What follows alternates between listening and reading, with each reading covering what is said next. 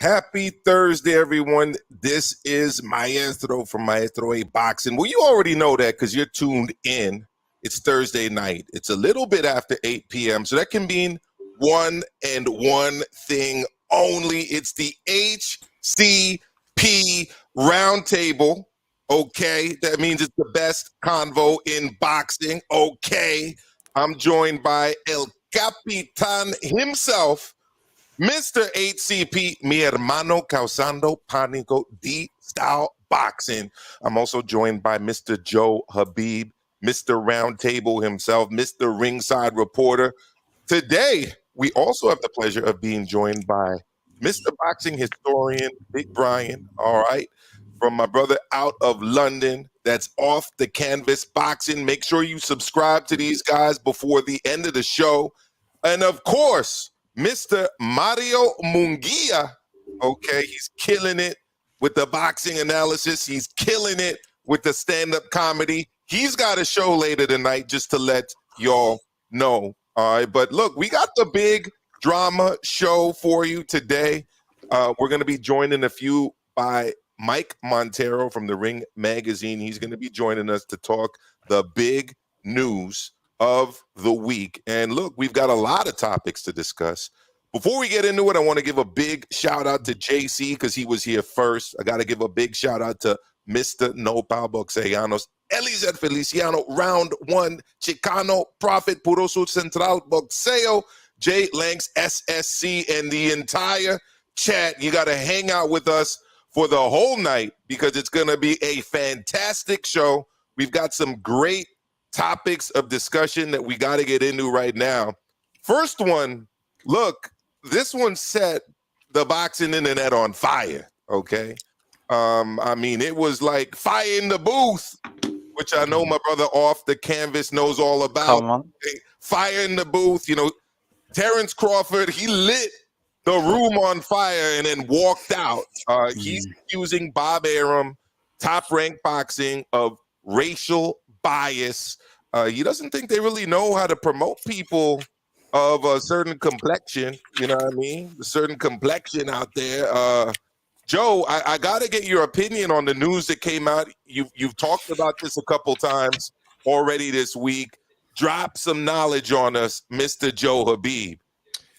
When it first came out, it caught me by surprise, and I was saying, what? Racial bias? But when you think of things, we have time to think of things and really gather all the evidence, and you listen to the point of view of the person who's making the accusation, and you try to look at both sides and be objective, right? And you try to look through both sides' lens, right? I think the lawsuit itself is going to be very hard to prove, but regardless of that, it's still a bad look, even being accused of that. And I think Crawford is retaliating for all of the, bad stuff that Bob Arum said about him in public, right? So now there's already bad blood between the two. So now Crawford's flipping the script and throwing it back at Bob. So I think this is retaliation. I think this is basically him trying to, paint Bob Arum in Top Rank in a negative light, the way he feels he was painted in a negative light by some of the things that Bob was saying about him. But here's the thing. Bob Arum has been around since 1971 promoting fights. You mean to tell me that Terrence Crawford's the only fighter that he's ever lost money with? And here's the thing also. It always seems to be when Bob has an issue with the fighter and he goes public and he criticizes that fighter and more or less defames them, it has been an African descent fighter, right? It has been a black fighter, right? He did it with Floyd too. Like when Floyd was complaining when he was with Bob back in the day, I don't think I'm getting the same push De La Hoya is getting. I think I could be a bigger star. And then Arum would say, he's not as big as a star as he thinks he is. And then after when Floyd left him, he even admitted that he didn't know how to promote him. He made a mistake, right? Then we saw what he did with Rigondeaux, how he trashed him in public, right? Now it's Crawford. So there is a pattern. There is a pattern that every time he goes public and trashes one of his fighters, it's a black fighter. So that I can't deny that. It's undeniable. But I think at the end of the day, what could happen is because of all the negative press, and I think you mentioned this, all the negative press that just the whole lawsuit can bring, and just being put out there, and this could tarnish the reputation of Top Rank, and it could hinder them in signing other new talent right down the road. So at the end of the day, Bob may be advised just to do a settlement with Terrence and not even let this thing go to trial. But I see where Terrence Crawford's coming from. I mean, he's with MTK Global now, so he probably is going to take the Clarissa Shields route and get a deal with Sky. Maybe fight Josh Taylor over in the UK on Sky Sports, and Boxer can be the promoter over there, just like Clarissa Shields is doing. She's getting sick of how she's not getting the attention she feels she deserves over the United States. So maybe a lot of these American fighters will go over to MTK Global. Will get promoted by Boxer. Maybe more American fighters will go with Eddie Hearn. Maybe we'll see more American fighters fight over in the UK. But at the end of the day, I see where Terrence Crawford's coming from. And, Bob Arum has not done the best job for Terrence Crawford, in my opinion. Well, there you go, Joe. Thank you. I want to introduce everyone to Mr. The Zone, H Money Boxing. H. What's up, H? Salute. Everybody on the panel, my boy Maestro A Boxing. We got the boxing historian, D-Style Boxing, ringside reporter. What's good, Mario? And off the canvas, salute.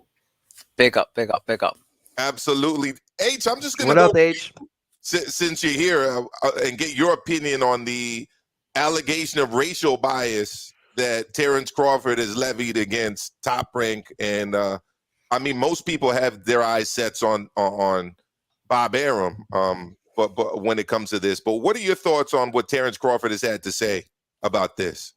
Yeah, this is a serious situation right here. Whenever you bring race into the equation, it makes it something bigger than boxing. We know that Bob Arum is the guy that took Terrence Crawford under his wing and made Terrence Crawford the fighter that he is today. It was Bob Arum that gave Terrence Crawford an opportunity when Terrence Crawford was Timothy Bradley's sparring partner and nobody knew who Terrence Crawford was. Terrence Crawford, 3-division world champion, former undisputed champion, pound for pound, one of the best fighters in the world. This is serious business right here, man. I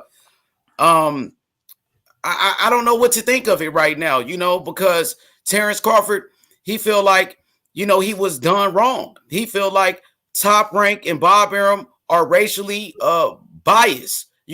Maybe he feels like they prefer maybe the white fighters or Latino fighters. I guess that's what he's saying. It's going to be hard to prove that. That's the whole point. How is Terrence Crawford going to prove that Bob Arum is being racially biased? What has Bob Arum made any racist comments in the past? We know Bob Arum has promoted the likes of Muhammad Ali, Sugar Ray Leonard, Marvin Hagler, Thomas Hearns, Terrence Crawford, Floyd Mayweather. I never heard Floyd Mayweather bring up race when it came to Bob Arum. I think Floyd Mayweather in the past, he did say something like Bob, he was focused on Oscar De La Hoya's career, and he was catering towards more of the Latino community when it came to Oscar, and he didn't know how to promote, I guess, the black fighters. But, I think Terrence Crawford, man, this is a tricky situation. I would rather prefer Terrence Crawford focus on his next opponent. That's what I want to see. I want to see Terrence Crawford go for undisputed. Forget all this other stuff, bro. Who are you going to fight next? Earl Spence is going for a 3-belt unification against your Dennis Ugas. Terrence Crawford is now a free agent. He got to make his next move his best move, brother. You know what I mean? And I think that's what Terrence Crawford should focus on, is who is the next opponent going to be. That's what I think. Well, there you go. I want to introduce everyone, and thank you, H Money. I want to introduce everyone to Mr. Mike Montero from the Ring Magazine, from Montero on Boxing. Everyone that's out there, you got to make sure you check him out every Monday evening, 5 p.m. Eastern, okay? He goes live 5 p.m. Eastern for a great discussion every Monday evening. Check out Mr. Montero on Boxing. Mike, I got to ask you for your thoughts. I mean, this was, a very interesting week as it relates to boxing news. It's like every time you think something, you've heard it all, something else gets dropped on your plate. What was your immediate reaction to hearing the allegations dropped by Terrence Crawford against Top Rank with racial bias? Well, first, let me just say thank you for having me on, brother. And I apologize, fellas, for being late. I actually just got in from the gym, literally just jumped out of the shower. I got my protein shake. So, yeah, I'm training. I just got back in training. It's my first week back. So it's been brutal. So my face looks pretty good, though. So anyway, I don't know if you guys saw the debrief that came out that was on all the news sites, right? That kind of laid out the basic premise of the lawsuit and all this. I'm assuming here that you guys are like me and it takes a lot to offend you. I grew up in communities where you showed love by talking shit, and I looked at that and I thought, to use the 80s expression, where's the beef? There's just nothing there that screams racism. Now, in fairness, Bob Arum is 90. Okay, this dude was born before World War II. He comes from a different generation. Has he said things that some people might deem out of touch, insensitive? Sure, we can have that discussion. But racist, you got to prove that. And proving intent, proving someone's feelings and intentions in a court of law, it's nearly impossible. Unless Terrence Crawford and his team have, screenshots of emails, voice messages, or there is a directive put down from Arum, let's say, to a Top Rank employee saying, hey, pay this guy this much, pay that guy that much, because, this guy's from this group and that guy's from that group. Unless there is a directive like that, there's nothing to this. So from Bob Arum's perspective, yeah, Bob's not an angel. You don't last 50 plus years in this business by being an angel. He has said some shit, but he's gone after everybody. He lit up Mike Coppinger's ass last year. He went after that female commentator. I can't remember her name. He goes after Eddie Hearn hard, right? So he seems equal opportunity to me. He's worked with everybody in the business. So on Terrence Crawford's side, this is such a bad move because you're burning a major bridge. Top Rank has Teofimo Lopez, Josh Taylor, Jose Carlos Ramirez, plenty of guys he could fight. Now the only platform that might work with him, let's say, is PBC.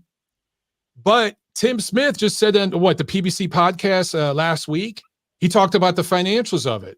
Can't afford them. Yeah, I think, correct me if I'm wrong, fellas, I want to say Crawford got, $6 million against Sean Porter, which was a career high payday. Yeah.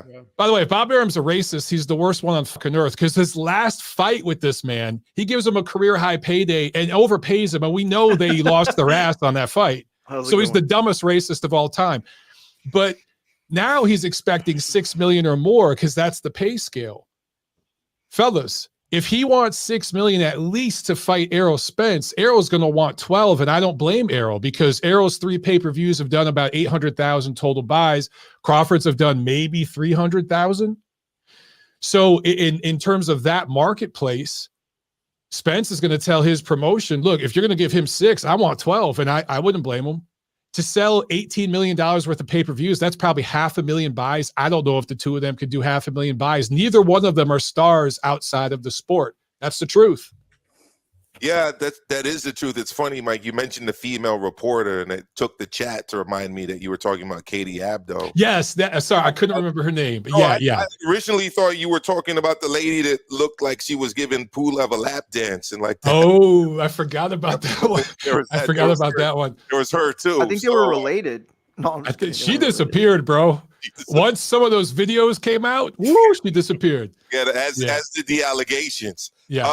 Big Brian, what are your thoughts on this, fam? Racial bias, Top Rank against Crawford and black fighters? Well, here's how I look at it. And you know, I try to look at both sides of the story, both ends of the spectrum. And when I look at it, outside of Tyson Fury, there's nobody that gets paid more than Terrence Crawford did on Top Rank. And like as mentioned before, the man got what $3-something million against Showtime Sean Porter on the pay-per-view that was last played just last year. All right, I believe a month or two ago. The thing with this situation, I mean, that I do find intriguing is that he might have some backing, and that might be what brings it to court, possibly if he does have anything on Bob Arum. I mean, because I do see that is supporting him, Dennis Ugas, which you know, hey, if people were did wrong by Bob Arum, then you got to bring it to court, and you got to show substantial evidence. But given the situation, given Bob Arum's pockets and possibly who he knows in that realm, dealing with lawyers, I don't know how Terrence Crawford could win. But my thing with Terrence Crawford, and I understand from one standpoint, the man he was getting trashed on his way out of Top Rank, and his market value wasn't what he thought it was when he left. My thing is, if he felt that way prior to that, he should have never re-signed with Top Rank. Now, the money probably was good when he re-signed with Top Rank, and that's cool. But if you knew the end game was going to be something along the lines of this, him trashing you and your possibility, your marketability being lower than what you expected, leaving Top Rank, then really the only one that Terrence Crawford has to blame is himself. Now, as far as the racial allegations, I mean, listen, you know, Bob Arum has said a lot of messed up things to a lot of different people. He's referenced the well, he says certain things that are you can say are questionable. He might have said things about the Mexicans versus Puerto Ricans, or even with the UFC, he talked about the skinhead white guys and you know, guys that are gay, grappling and all this other stuff. He said certain things about black Cuban fighters not being able to sell. He said a lot of things. So if he's a racist, he's a hating ass dude, then he's a hating ass dude in the races across the board. At least he's consistent. But as far as the situation is with Terrence Crawford, I think he's making a bad fucking move for himself in what he's able to make as a fighter, because I don't know about Matchroom signing him. They probably will want to sign him, but who's there at welterweight at 147 for him? Possibly 154, maybe, but is that going to happen? I don't think so. Yeah, boy. I mean, they could have him fight Jesse Vargas, right? I mean, it's top name right there. I mean, that's what I'm saying. You know what I mean? I don't know. There's Conor Ben, but that fight's 2 years away. He's too far off. Yeah, I agree that the options are limited for him for sure, Big Brian. Yeah, now I think that's what I think. I think it's really his fault. And as far as the racist part is concerned, listen, he made probably the most money he possibly can make with Bob Arum, given the fact that he didn't market his own self in his fights, and he's not a guy that's willing to engage with the public, and this comes with these fighters. And I just want to say this: you got to market yourself. There's too many damn different platforms in today's time for you not to be able to market yourself. So that's really on him. There you go. I got to get to the super chat. Mi hermano causando pánico, none other than Mr. Nando Llamas, big supporter of the channel. He says, saludos to the panel in the chat. This feels like a glorified Judge Judy or divorce court case. No bidding war for Bud. He's in his feelings. Let's go to Off the Canvas out of London. My brother Ibrahim, what's the temperature of all of this out there in the UK? With regards to Terrence Crawford, look, we love Terrence Crawford out here. This is how I see it. Bob Arum is a very, very sinful person. Yeah, I think we kind of all get this, but you know, by now. Let me just read to you some of the stuff that he's done. He's called K Abdo a BI. You get the gist. He's called Coppinger foul language. He's admitted to bribery for one of the Foreman fights. And the fact that his age taken into consideration, he's born in the 30s. 30s, you know how mad that is, yeah.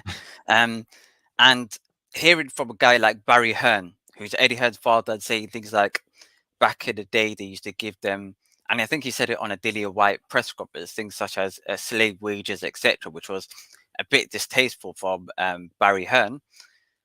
I do believe that Bob Arum, within the last 2-year period, has probably said some arguably racist stuff behind closed doors. I'm pretty convinced about that.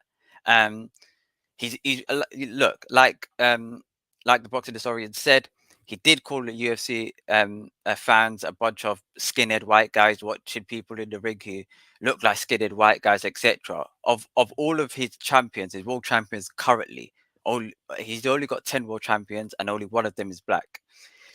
From the outside looking in, does it do I believe that Bob Arum has racial bias? Potentially. Can you prove that he's got racial bias? That's another thing. Now, just because Crawford had his highest career payday from Top Rank, did he have the maximum opportunity in Top Rank? Because the combined loss where he's looking to recuperate from this whole lawsuit is around $10 million US. Correct me if I'm wrong. And I've just worked it out to be probably the Pacquiao fight not falling through, and potentially the Errol Spence fight not fighting, combined of which maybe you could argue $5 million each.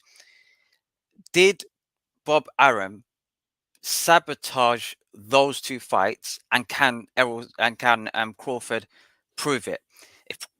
For me, unless it's rock solid, you got voice notes, emails, text, the whole shabam, then it's an open and shut case. But for me, Crawford, of all people, should know that Bob Arum has got a background in being a lawyer. He's well connected. So if you're going to come up with something like this, you've got to be pretty darn sure that you're going to be, you're going to win this case. So for me, unless Crawford is a brain dead type of a person outside of the ring, I believe that there could be some legs to it, because it's too drastic for it not to have somewhat of legs, in my opinion. I could be gravely mistaken, but it is very possible for Bob Arum, given his track record of some of the stuff he says, to have some racial preference, especially with the Mayweather experience in the past. It is definitely possible, but it has some bit of a merit. If you're asking if it has merit, it has somewhat, in my opinion. That's just in my opinion. Well, there you go. We're getting a diversity of perspectives. Mario, cook, baby. Let's go. What up, fellas? Great to be here. Listen, here's the truth, okay? We don't need to get like boggled down in the whole like, is Bob Arum a racist? Is he not racist? If we're gonna be real, like real, everyone is like somewhat racist. Everyone has some prejudice. Like, but is Bob racist to the point that he should be sued over it? I don't know. I can't answer that. But what we can do is talk about the way that the court of law works. And in a court of law, you have to prove something like that, by the law. Can this be done? No. Just like, Montero said, it can't really be. There's no meat there. Just like he said, perfectly said. The beef of this case is based on, allegations and words that were probably not very smart. But at the end of the day, I do think Bob saw the writing on the wall. Everybody was like, why is Bob shitting on his best fighter, one of his best fighters? Why is Bob, after Terrence Crawford fights Kell Brook, coming out and saying, well, the guy can't draw and I've lost so much money on him? Why do that? Because in a court of law, those words are going to be very important. When you say, well, my whole career and tenure with Top Rank was based off of racist motivations. For then Bob to come back and say, well, I'm on record in front of the entire world, telling you the reason we wanted to let you go or the reason we didn't believe in you is because of X, Y, and Z. Now, I'm on Terrence's side, and I've been on Terrence's side in all this. You know what I mean? I don't think that Bob did a great job. Just like Montero said, Bob is not a saint. You know, again, I can't say that he's racist or not. I've never spent that much time with him. You know, for my conversations with him have been all professional. So that can't be the question here. The question is, what are the motivations on Terrence Crawford's side? Because either you have your plans very secured, and again, as Miguel said, that this is a thing that you're going to burn bridges because you're secure in what you're going to do next, or you're starting to flounder and you're starting to wonder what is the next move, you know, because nobody really knows that. And I don't know if Terrence knows that fully. I hope he does.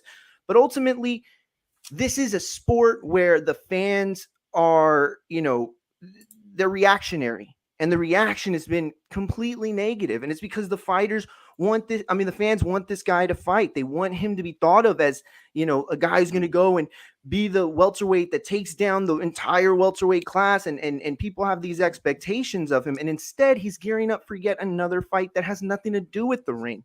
So, you know what this feels like? It feels like after a breakup and, you know, the girlfriend's like, I need my books. I need my books. I need my records. I'm going to get it's just like a move you do to piss off the person that you were with. You know what I mean? It's revenge, I guess. I don't know. That's maybe too strong of a word, but you know, the one thing I do want to talk about what Beeb said real quick is that, you know, Floyd in all this, you know, we saw some of the stuff that's been being said and the stuff that Bob's being accused of. This is why I'm on Terrence's side, because with Floyd, Bob can have his opinions on whether he was a boring fighter or whatever. Fine. But with what he's done with Terrence, I can't understand. And maybe it's because I don't have enough years in the sport. Maybe it's because I don't understand the sport as well as, you know, my 8 to 9 years would have taught me.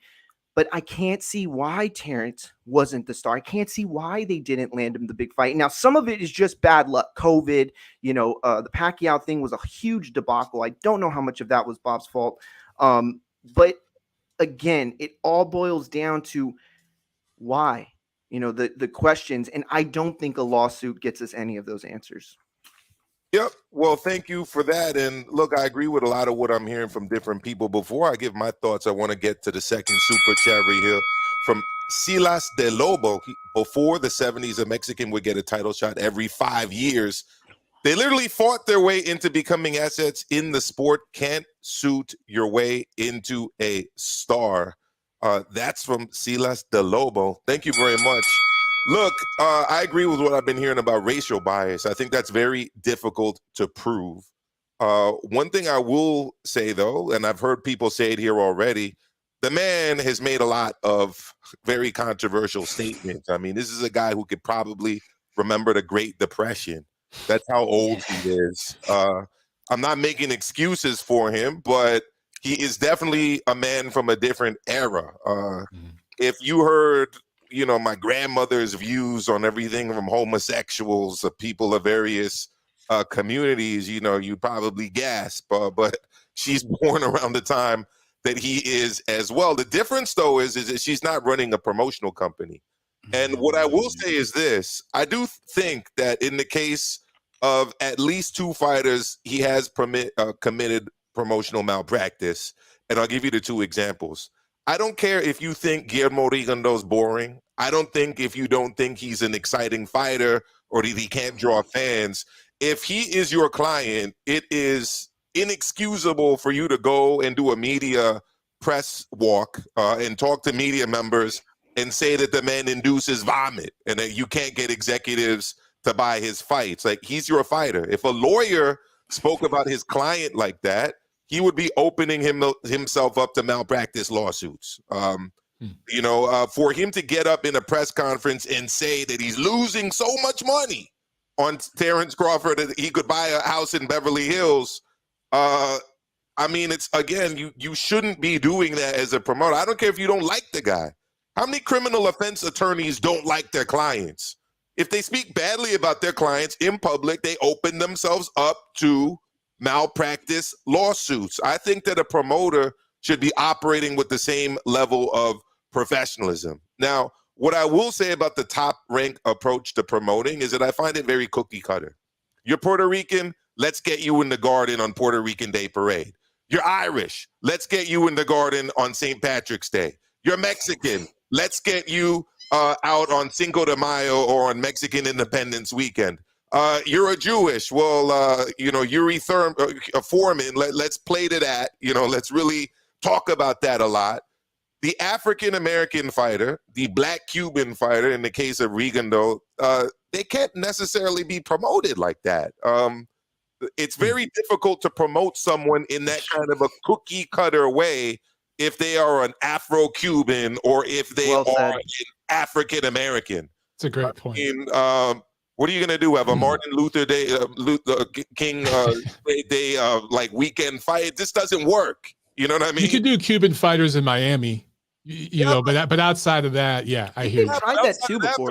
Here's the problem with that, Mike. He actually said years ago, I can't promote these Black Cubans because the white Cubans in Miami don't want to support them. So, yeah, that's a good point. He said the only people that he could, a fighter that he could get that population of Cuban to support was Alexis Arguello, because he was against the Sandinistas in Nicaragua, and because he was a anti-socialist guy that they kind of aligned themselves to him. Right. But other than that, he struggled to sell fighters to that community. I remember him giving an interview about that. So look, my view is he's a man from an old era who's taken a very old school way to promoting fighters. It hasn't really been beneficial to certain fighters, but proving the racial bias part is going to be difficult. But maybe they're trying to force a settlement. We do live in the woke era of identity politics where corporations will fold, even a Starbucks, because two guys are in there, working and don't want to buy a coffee. And then, this is the era. This is the era that we live in now. Corporate America will back up and fold. And at the end of the day, ESPN is Disney. Would they not cut a check to make this go away, and make him sign a non-disclosure agreement that just says, what? It was a misunderstanding. But they're not named in the lawsuit. Yeah, you're right. It's specific to Top Rank. It has nothing to do with ESPN or Disney. It's a separate entity. So I don't see them getting involved personally. But you're right about the woke thing. But here's my thing. That's 10% of the country. Now, they're the loudest 10%. They're, and they dominate social media, the media, academia. They dominate that Hollywood. access. I live in the epicenter of it, Mike. I'm from LA, bro. I hear you. No, okay. I know, So I was in the belly of the beast. I feel you on that. But outside of that 10%, there's this thing called the real world. And most motherfuckers don't give a shit. Yeah, they look at Bob Arum as a crotchety old man that's got a few years left, and he likes to chew on his gummies and say wacky shit. Would I say that stuff publicly? No, of course not. But hey, I've fucked up on Twitter, but I've joked around on Twitter and gotten into trouble. It's just, is there smoking gun evidence that where you can prove that this guy held you back? Some of you guys brought up the Pacquiao fight, the Spence fight. You can't force a dude to fight. You can't force a guy to fight. Yeah, Pacquiao didn't want that fight. Spence didn't want that fight. And I'm sorry, one more thing. I'm sorry, I'll shut up. But in 2018, it was mentioned that Crawford re-signed with Top Rank. Top Rank also re-signed with Crawford. That's a two-way street. If they had something against the guy, why would they re-sign with him? It just the chain of actions don't match the accusations unless there's something we don't know, which Off the Canvas talked about. If there's something we don't know that the lawyers are holding on to, okay, fair game. But if that's all they got, the thing is, too, it's pretty easy to poke holes in some of these arguments. Oh, he should have been making more money. He's a pound-for-pound fighter. Well, Lomachenko's a pound-for-pound fighter. He's a white fighter, and he's making less money than Crawford in his fight. So it's like there's a lot that you can dissect in the arguments that they're making. He's in a similar position to the Cuban black fighters. Yeah. I was actually talking to a promoter the other day on the phone about this, that Top Rank. I'm sorry, I keep talking. It's just you hit on something, and I just want to get this out. And I don't want to name their name, but they're heavily connected to the networks. And they talked about the fact that a lot of these Eastern European fighters are kind of in a similar situation with the Black Cuban fighters, where there's not necessarily an ethnic contingent to market them to here in America. Exactly. Filip Hrgović is Croatian. How many fucking Croatians are here? Right? A lot. Not enough, obviously. Yeah. So, And then you gotta find the How many boxing Croatians that one. buy boxing tickets in Philip arenas? I guess is Yeah. a better question, right? there's a lot of people that's a that good passed point. on that fight, right? They had to go down to Tony Oka because he needs that opportunity. But there's a lot of other guys that are like, I can make a lot more money going a different direction. So some of the Eastern Europeans, you're starting to see the same thing.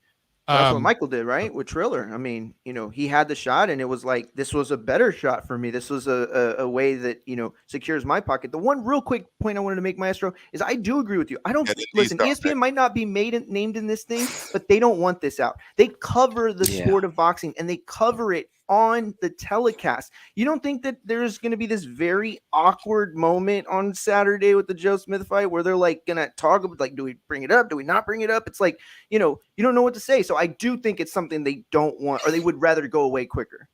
Well, there you go. I got to get to a super chat, and then we're going to close out this topic with El Capitan, mi hermano causando pánico, D-style boxing. Nando is come back. He said he wants to remind us that it wasn't the woke mob that stormed Capitol. We always venture into politics on Maestro A Boxing for some reason. I don't know why, but we always do. Maybe it has. So check it out. Check it out. I've been waiting patiently. Excuse me. Sorry. Check this out, okay? First of all, like, I honestly believe that what they're saying publicly is not really what the court paperwork says. Somebody just telling me this, right? Because you don't have to, like, whatever you put in court, whatever paperwork, whatever the lawsuit actually says, doesn't need to match what he told some reporter and what they put out there for the people to know about the lawsuit, right? Somebody just tells me, hey, they have a racial bias, so we're suing them. Because there's no case there. As people mentioned that besides Fury, who was in 2 big pay-per-views, he made more money than any of those guys. He never once complained about it the whole time. I agree that Arum should not have been around saying he's losing money with Crawford and all that. But I'll tell you what, in the court of law, if that's true, Top Rank could prove that. Absolutely. Okay? Hey, I did lose money with this motherfucker. Here, let me show you why. Right? He said I said that because I'm racist. Nah, I did lose money. Let me show you. And I believe it. The money he was making, he wasn't selling shit. All right? And all the dudes that agree with that are having a field day today because it's convenient. For years, he should only get less than 40% against Spence because he can't sell shit. Crawford ain't shit. Crawford can't sell shit and all this. But today, he's the hero of the day, like the Metallica song. Okay, like, oh yeah, that's what I'm talking about, Crawford. Yeah, sue him for being racist. Now, people could say, well, that's not what the lawsuit, that's not what they're saying, but that's how people are interpreting it, right? Which tells me that's how they're putting the story out. Something tells me he probably has a legitimate gripe about some type of money or something that Arum owes him, right? And that's really what it's about. That's what I will say about that. That's all I got. Well, there you go.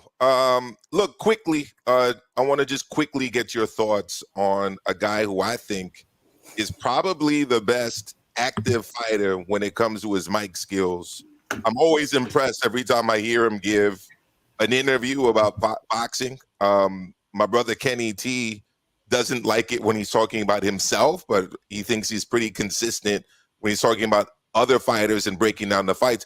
I'm talking about Keith Thurman. He's got a fight coming up against Mario Barrios, but he says he wants Crawford. He said that's the long-term plan.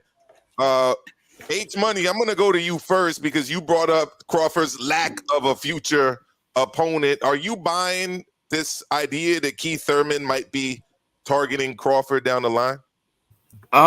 It's hard to believe Keith Thurman and anything that he says at this point. Keith Thurman hasn't won a fight in 5 years. Keith Thurman is one of the biggest cappers in boxing. The guy got a big mouth, but he hasn't done shit lately. You know what I mean?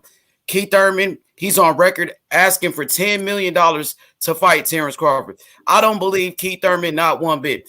Keep in mind, Keith Thurman is the same guy that said that he doesn't know who Jerron Boots Ennis is. And Floyd Mayweather knows who Jerron Ennis is. And so does Terrence Crawford and Earl Spence. You know, Keith Thurman, bro, is full of shit, to be honest with you. You know, he's about to fight Mario Barrios, a guy that's coming off a knockout loss to a lightweight and Tank Davis. You know, I don't believe anything Keith Thurman says. You know, I don't think he's been the same since Manny Pacquiao whooped his ass, to be honest. And he cut that ponytail off. Maybe he needs to grow the ponytail back.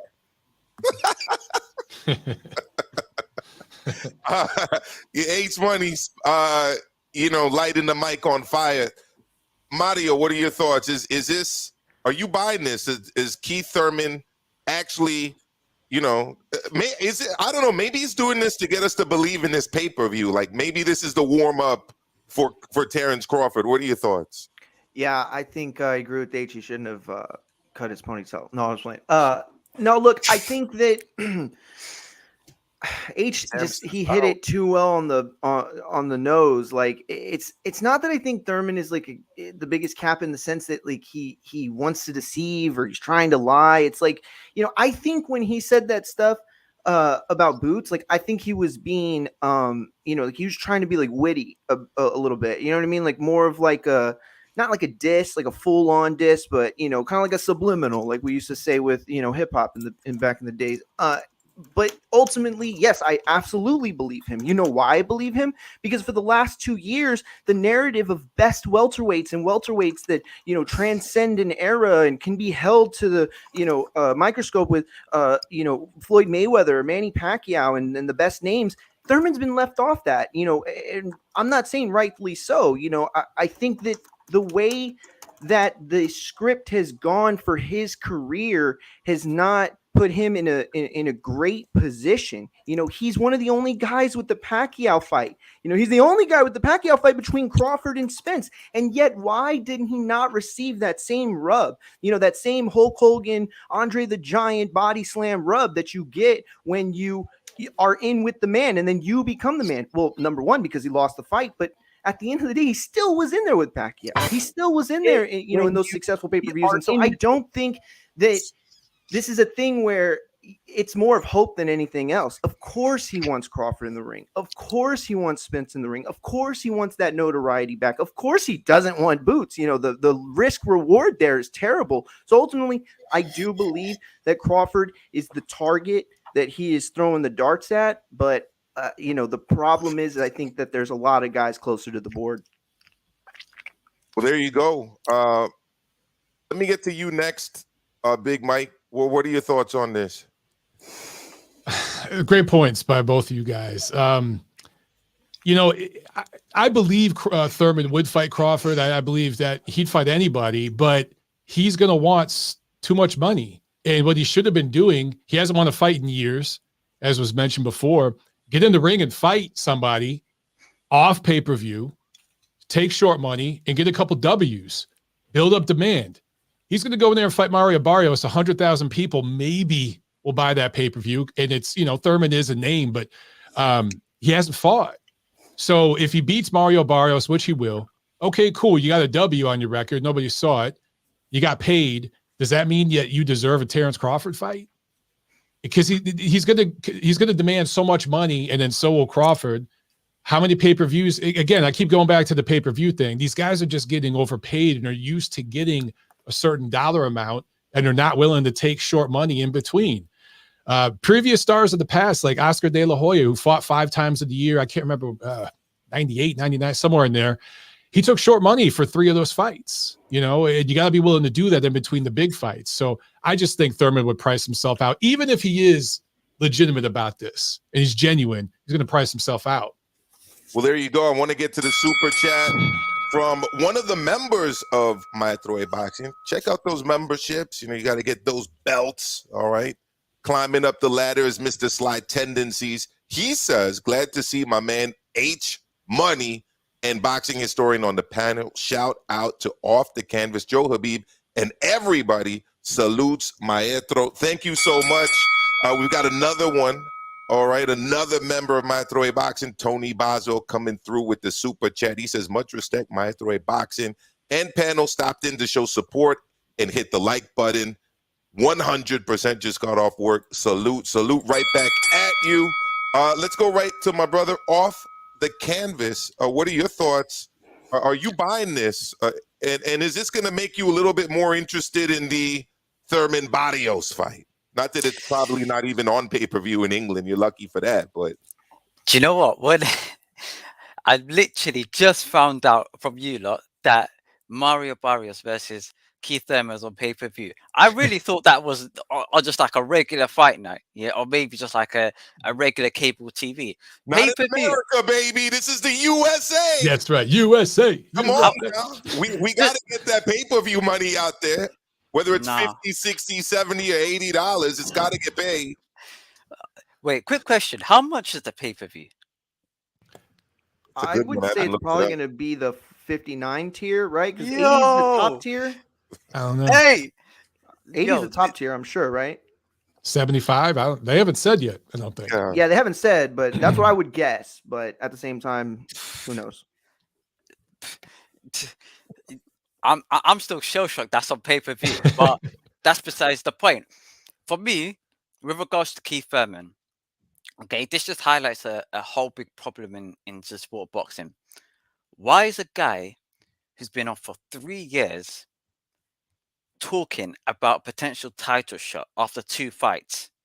Where's the standard where is the level of standard? For me, for him to be qualified to have a title fight, I would expect him to have fought at least 2 of these 3 opponents: Jaron Ennis, Virgil Ortiz, who else? Well, I was about to say Porter, but you get the gist. Like top 10 level guys, at least 2 or 3 of them to even Even a beat David Avanesian type, right? Somebody of that level. precisely somewhere of that level. He's fighting a guy called Mario Barrios, who just come off a loss against Javante Tank Davis at 140. Like, I'm not being funny, but Stoppage loss. a stoppage loss. So, do you know what? For me, it's always good to dream in life. Yeah, I'm always an advocate of having ambition, dream, do all that good stuff. Yeah, but listen, I always tell the young people, don't do drugs, kids. Okay, have realistic goals, but don't do drugs. Yeah, and I think he's like sniffing a bit of Charlie. For me,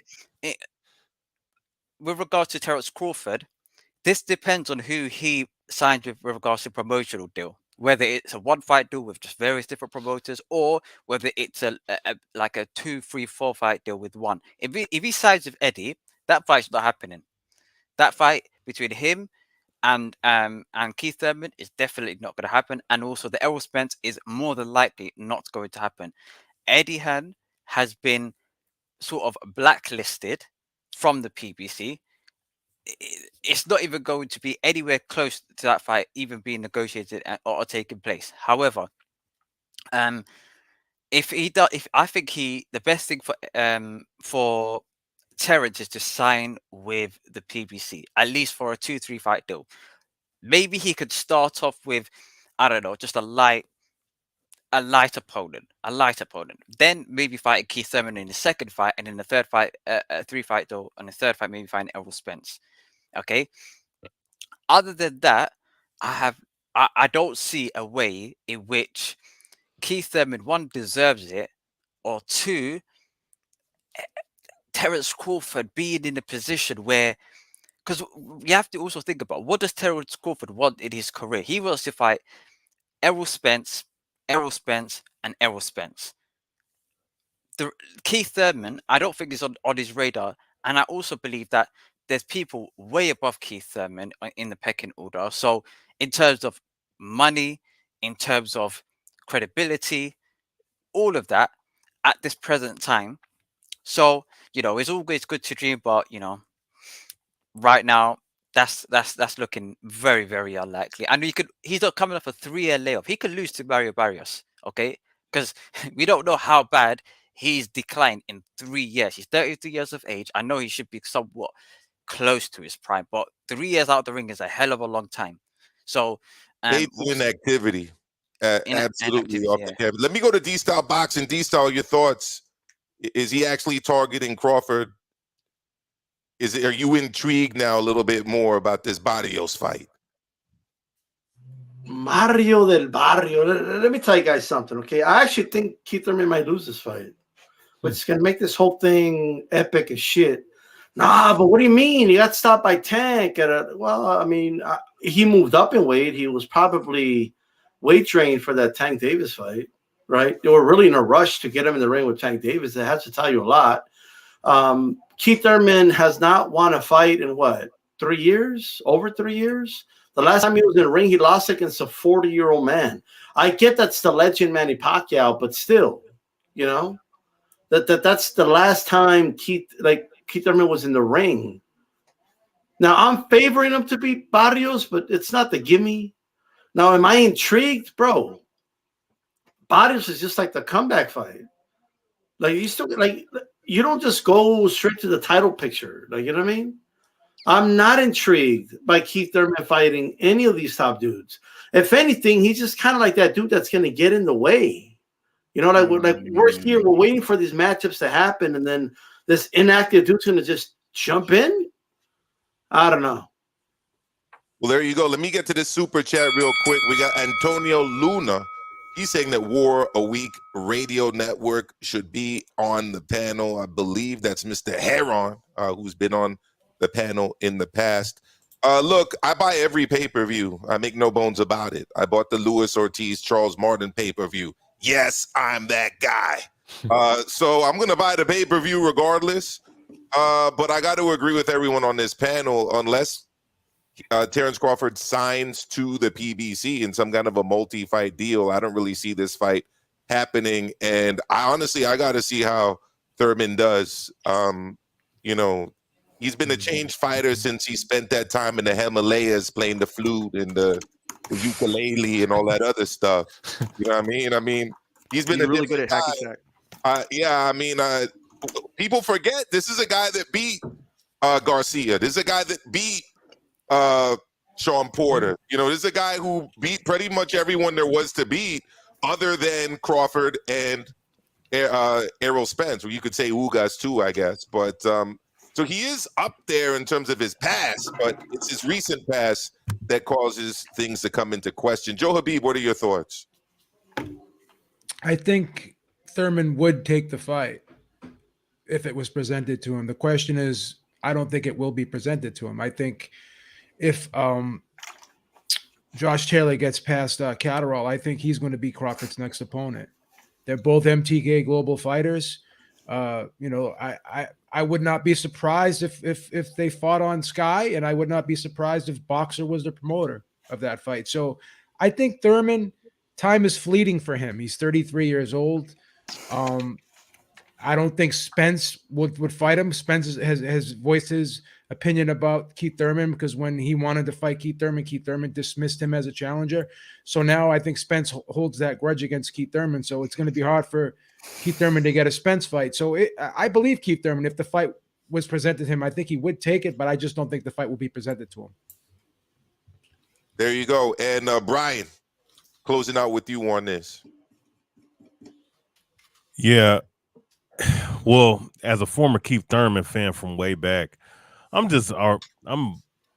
don't give a damn what the hell he says nowadays. I mean, he's still going with the I don't know who. There was one time he was saying I don't know who Terrence Crawford is. I don't know who Errol Spence is. Well, who the hell is this guy?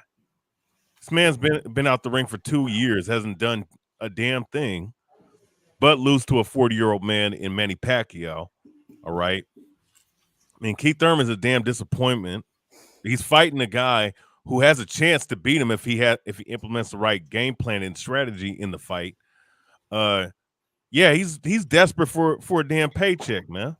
I mean, which, you know, of course, is prize fighting, but at the end of the day, of course, he'd take that fight with Terrence Crawford, and you know, PBC probably would want to, if possible, because I know they're running their mouth about Crawford not selling now, but it would be their dream this year, along with getting a couple of days with Canelo Alvarez with their fighters like Charlo and Benavidez. On the flip side, getting a Terrence Crawford fight with Keith Thurman, and then the winner of Ugas and Spence, you know, projecting that fight far out, they probably would want that. So yeah, he definitely would.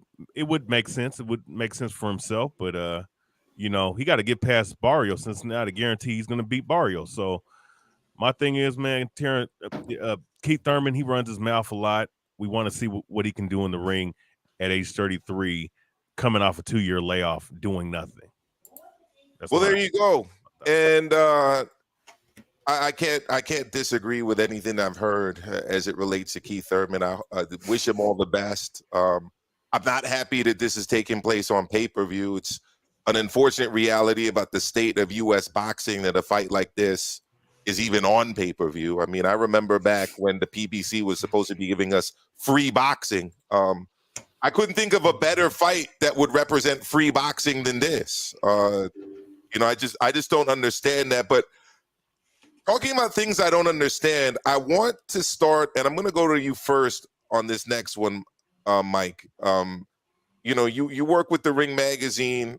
You're up on standards of journalistic practice, and I want your honest opinion about this. I'm not trying to throw shade over here. I'm just very disappointed in kind of what I've been seeing as it relates to stories like this. So I'm showing you a Twitter thread here. I'm going to put it on full screen so everyone can see it, right? This came out on ESPN Ringside's Twitter account. Jermell Charlo, not cruiserweight champ, Yungu Makabu could be Canelo's next opponent, according to Mike Coppinger, who obviously works for ESPN. Little bit of time went by, and Eddie Reynoso corrected the record. He said, "Buenas tardes. Respecto a la próxima pelea de Canelo, no hay ninguna negociación con ningún promotor, ni rival, ni fecha. La próxima semana tendremos algo concreto. Saludos." I'll interpret that. That whole story was full of shit. You know, Canelo did not. We haven't been in negotiation with anyone about this fight. We haven't been in negotiation with any promoter about this fight, with any rival about this fight. We'll have some concrete information for you next week. Look, I remember taking like basic, research stuff when I was in high school, where they're like, yo, you got to check at least multiple sources, 2 sources. I mean, shouldn't a reporter get 2 sides of the story before running with a report like this? It seems like he got one side of a story. Maybe a PBC person emailed Eddie Reynoso. Eddie Reynoso didn't check his email box yet. But that's not a negotiation. That's not communication. That's not something's happening in this fight. And what's unfortunate to me, Mike, as someone who's started a fledgling YouTube channel here, I see a lot of much bigger YouTube channels than my own running with this story as if it was the truth. How many videos did we see this week? Canelo's fighting Charlo. Canelo's fighting Charlo. And then people are running with that and doing whole shows about it when there was zero proof, zero corroboration of this story being truthful at all. I mean, I'm obviously leading the witness here, Mike, but I want your little bit.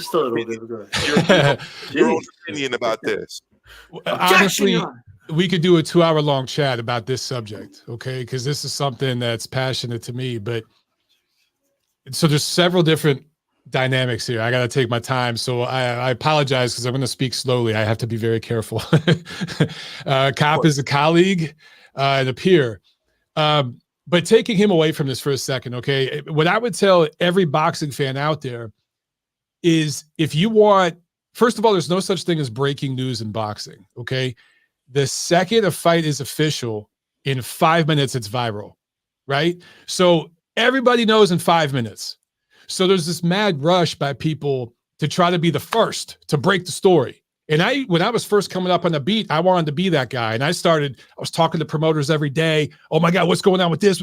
I was that dude on the phone all day because I was hungry and trying to work my way up. And what I realized is what a lot of these promoters and network people will do, trainers even do it, is they will use writers to negotiate through the media. And they'll use writers to bounce ideas out there to fans and everything just to get a reaction, while they're doing something completely different behind the scenes. And I got used a few times like that. And I would tweet something or do a YouTube video or whatever saying this fight's going to happen next month. You're going to hear or this announcement's coming next month. Whatever. And then it turns out to be bullshit, right? 2/3 of the negotiations we see on social media are bullshit. They don't come through. They don't come to fruition. That's how the boxing business works. There's negotiations happening in public, and then there's what's happening in the office that we don't know about. So what I would tell fans is follow Canelo. If you want to know when Canelo's next fight's going to happen, follow Eddie Reynoso. Wait for the Zone or whoever it is to make an announcement. Because the second that fight is official, they're going to tell you because they want to promote the fucking event. Stop going to these other dudes that depend on your clicks to justify their pay scale at their corporation. All right. These corporate type of guys. You're just feeding into the problem. So as it relates to Cop specifically, okay, I got no issues with Cop. I've dealt with him. He's met my wife. We've talked in person. We've DM'd on Twitter, the whole nine. Cop is very well connected and at a very powerful agency. He has a very powerful agent. He has sources that are well connected. There's one particular, I don't want to give too much information. There's one particular source in I don't want to give any, let me back up. There's one particular place he goes to for information that is very well connected that leaks information to him before it's supposed to be made public. That's all I'll say about that. So he preemptively puts things out there. He has a big following, particularly on Twitter. Some of that is because of the corporate ties he has. He's very much an industry person. And I don't mean industry like boxing industry. I mean like entertainment industry. He's like somebody you deal with in Hollywood. I've worked in Hollywood, so I say that from experience, okay? Not saying it's good, bad, or anything. Just he would be like an actor's PR person, an actor's agent. That's kind of the way he operates. So he's very, very cunning in the way he communicates things and keeps relationships. Well, Mike, that's all fair and good, but I mean, he presents himself as as a reporter working for ESPN. And my follow-up question is, if you put out information there that is so blatantly false and is refuted so quickly by Canelo's own manager, I would just expect you to put out some form of a retraction. Is that too much to ask? He doesn't have to. First of all, people don't follow Cop to break down a fight, for gambling advice or for historical references, because he's not a boxing guy. He started in sports covering hockey, I believe. I believe it was Anaheim Ducks, which is like the Orange County. Right. So he's not a boxing guy. He didn't come up in the gyms or in the culture or nothing. He is a industry guy that got a job in boxing. Okay. People follow Cop for breaking news. They don't follow him for his fight scores. So he has to constantly put out material to get those clicks to justify everything else I've said. Okay. So anytime he talks to someone, when he tweets something, what does he say? Sources. Blah, blah, blah, blah, blah. So when shit goes downhill, he can say, hey, man, my sources got it wrong. It ain't me. My sources got it wrong. That's the genius behind it. And I'm not beating up on Cop. That's what he does. He has found a way to monetize that. He's one of the highest paid guys in boxing. I don't know how much longer he'll be in boxing, because as soon as he could get a higher paying job in hockey, football, he's going to bounce. He's not here for love of the sport. He's here for the job. I mean, I understand what you're saying. I mean, look, the guy, man from the Zone, my mind's going blank right now. That has the Sports Illustrated. Chris Manning. He comes out of basketball, but like I see him working like a reporter, more like a journalist. Like I would listen to his podcast. You know, he's seeking out diverse opinions. He's challenging people's statements. It's like. Anyways, I understand what you're saying. I want to go to D-Style Boxing next. Thank you, Mike, for those insights. Appreciate it. D-Style. Well, look. So your question is, well, what do I think about Coppinger breaking the story about Canelo having negotiations with Charlo? No, I mean, what do you think about the practice of putting out information there without getting multiple sources, and then when something's false, okay, I got you. A retraction. So, I got retweeting it. Just stop retweeting the shit, and it goes away. Here's what I think. Right, first of all, it's not just Coppinger that does, right? It's not. Of course. A lot. I see a lot of, reporters do it, to be honest. I've been given information. One time I ran with it. I did a video about it, live with the gentleman, and then like the next day it ended up not being true. And I ended up saying, hey, well, it becomes like, well, he told me so. But I'll be a liar if I said I didn't like the story and I don't want the hits for it, and I think that's what it is. Now, I think, and I've suggested this before, but okay, let's say there is a source that gives you information, right? And I get that, of course, you're not going to give your source to people because then you don't get that information anymore, right? You burn a bridge. I get that. But I do believe that they got to use some judgment, and I do believe they got to, do some diligence and finding out more information, right? But he hasn't been hurt by being wrong. Like, you know what I mean? He just hasn't. Like it doesn't. His following is only growing. I mean, he's he got a job at ESPN doing what he does. So why will he stop doing it? I don't see him stopping. And I'll say one more thing, okay? I've always suggested this.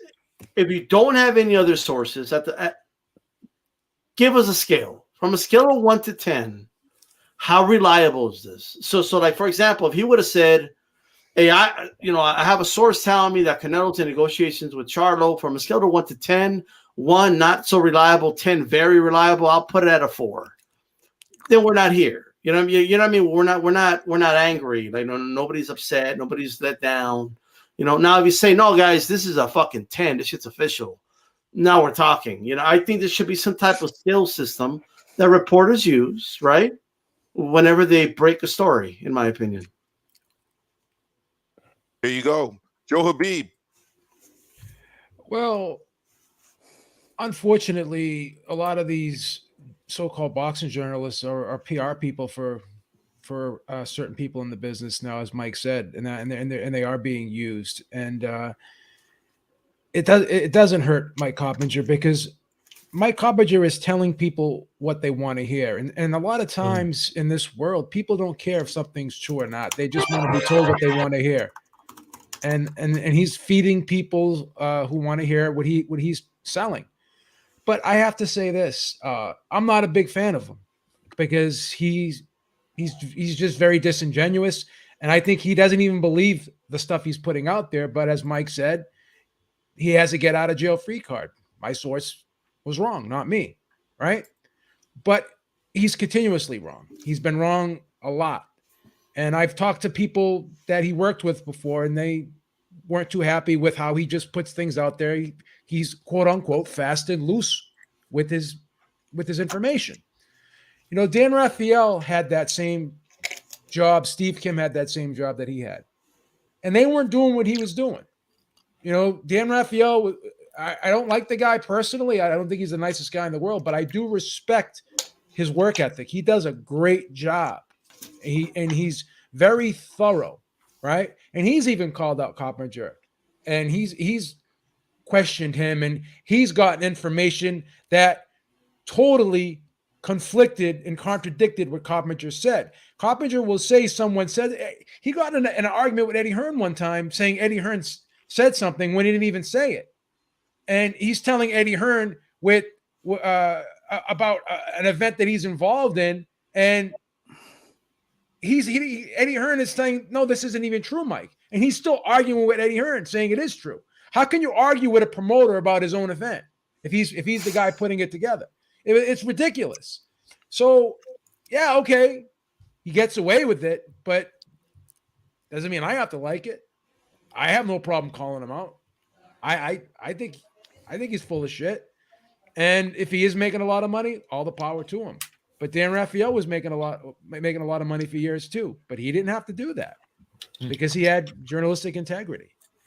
There you go. It all comes down to taking pride in what you do. If you want to make money in that type of way, then go ahead and do it. Mike, I have to be honest with you. I don't think you would do that if you were in that position. I just don't think you would do it. I don't think you're that type of person. I appreciate that, Joe. You said a lot of things I can't say. You know, and I know that. You know, I'm in a tough spot here. And I respect you. Oh, I mean, Mike, I thank you for coming on and even being here while we're discussing this topic, because, you know, like you said, I mean, we're talking about colleagues in the industry here. But I've talked to some of your colleagues in the past, Mike. Oh, I know. and I've heard what they've said about him. Hey, you know, and he could be the nicest guy in the world. I just don't like how he does his job. That's all. That's just my opinion. People talk. Yeah, and I've talked to a lot of your colleagues. Drinks after the fights, and you know, real conversations happen. One of your colleagues who I admire and respect a lot, quote unquote, he is fast and loose. Yeah, I know who you're talking about. Yeah, and you know who it is. Of course. The thing is, I'll just add this: if you look at Kop's track record, the amount of jobs, the amount of gigs this guy has had in a very, very short amount of time, you see what the agenda is. He's a climber. He's again, I got nothing against the guy as a human being. He's an opportunist. He's an opportunist. Okay. Do I think Kop's going to be involved in boxing 20 years from now? I don't think so. No. Do I think Steve Kim, Doug Fisher will be around? Yes. Well, there you go. Let me go to H Money on this one. H Money, are you buying Mike Coppinger at this point? Like, when you see a report come out, are you questioning it? Are you taking it face value? Like, what are your thoughts when you see reports like this? I mean, I am taking it face value because I was pushing for this Charlo fight. Initially, I thought Charlo was going to get the Canelo fight after Caleb Plant, and I'm just disappointed right now. You know that the report wasn't true. Eddie Reynoso shut it down, so I'm still pushing for this Canelo Charlo fight. I mean, Canelo, he's been on a tear lately. He's been fighting undefeated champions back to back. Billy Joe Saunders, Caleb Plant, and now he's looking to fight Charlo. At least that's what I thought. I mean, I want to see that fight. You know, I think that'd be a great fight on Cinco de Mayo. Charlo is an undefeated champion at 160. Charlo is recognized by most as the #1 middleweight in boxing. I don't have much to say about Mike Coppinger, but you have to be careful, you know, when you put these type of reports out there. You don't want to mislead the boxing fans, you know? Not at all. I mean, I was already thinking, oh, maybe I got to start looking into flights to Dallas. See what kind of deals I can use with my Hilton points and try to book a hotel. Hey, Maestro, I just want to add something really quick, and I'll let H Money if he wanted to finish one really quick. But just for the record, just because Reynoso denied it does not mean it's not true. I just want to put that out there. Okay. So, because when I was on Hellstorm Sports, and people remember this, okay, we broke the story Eric Morales popping dirty. Okay, and they denied it. Oh, that's not true, right? I remember that. But we had 3 sources, though. You know what I mean? We had 3 fucking. We were ready. You know what I mean? And the next day, they had nothing else to say, right? So all I'm saying is, that, you know, obviously the batting average, you know, with his batting average, he wouldn't make it in the MLB when it comes to. So I'll just say that. There you go, Brian. Thoughts when you see reports like this, only to see that they're refuted in very short time?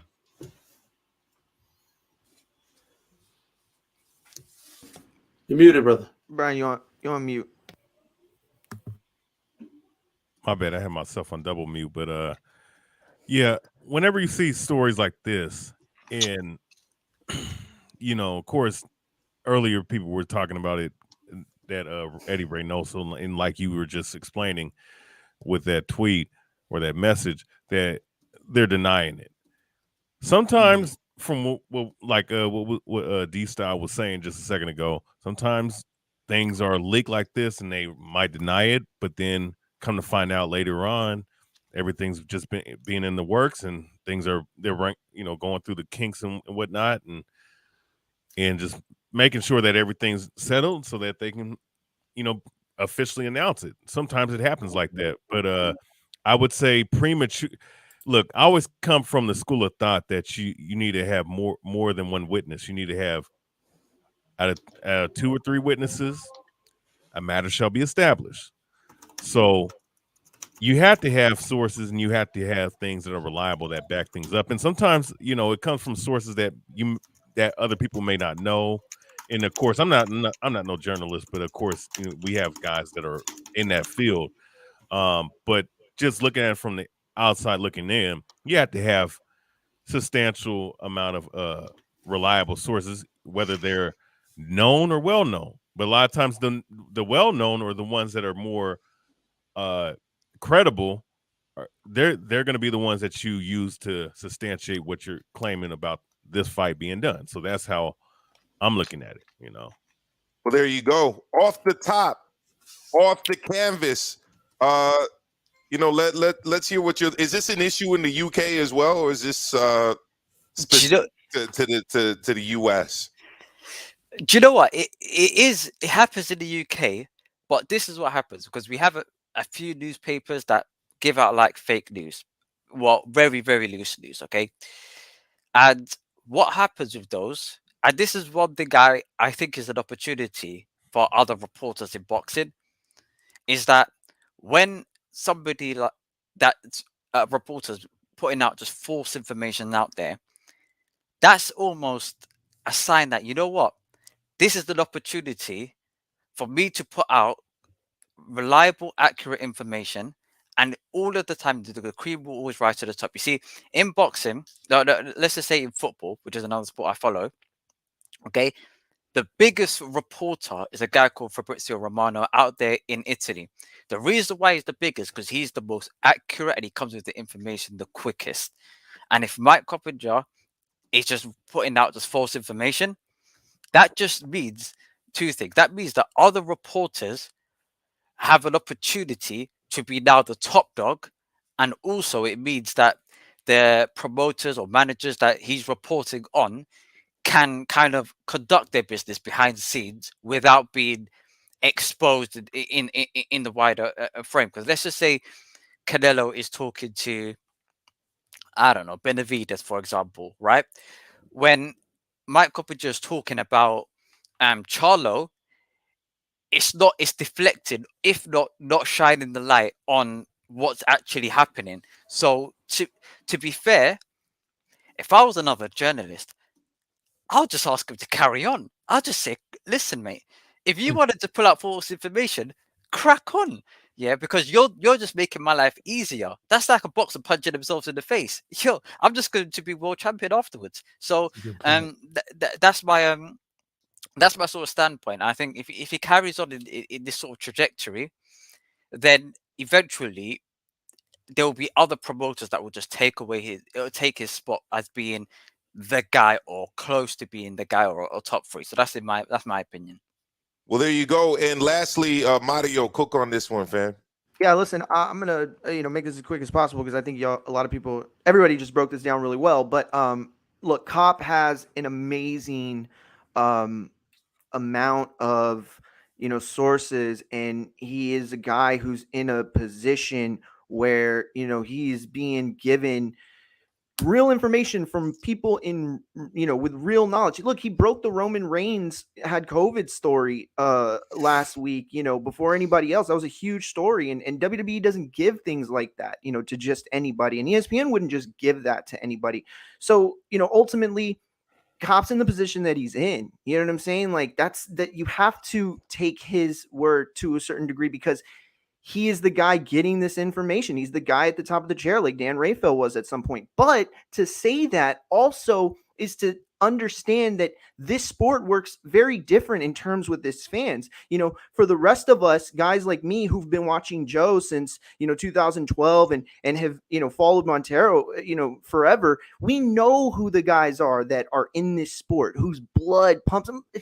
Montero just fought a boxing match, for Christ's sake, like months ago and won. You know what I mean? So it's like we know who is genuine's a strong word. I'm not saying he's not genuine, but it's just as others have said, he has other aspirations that aren't, necessarily in line with boxing.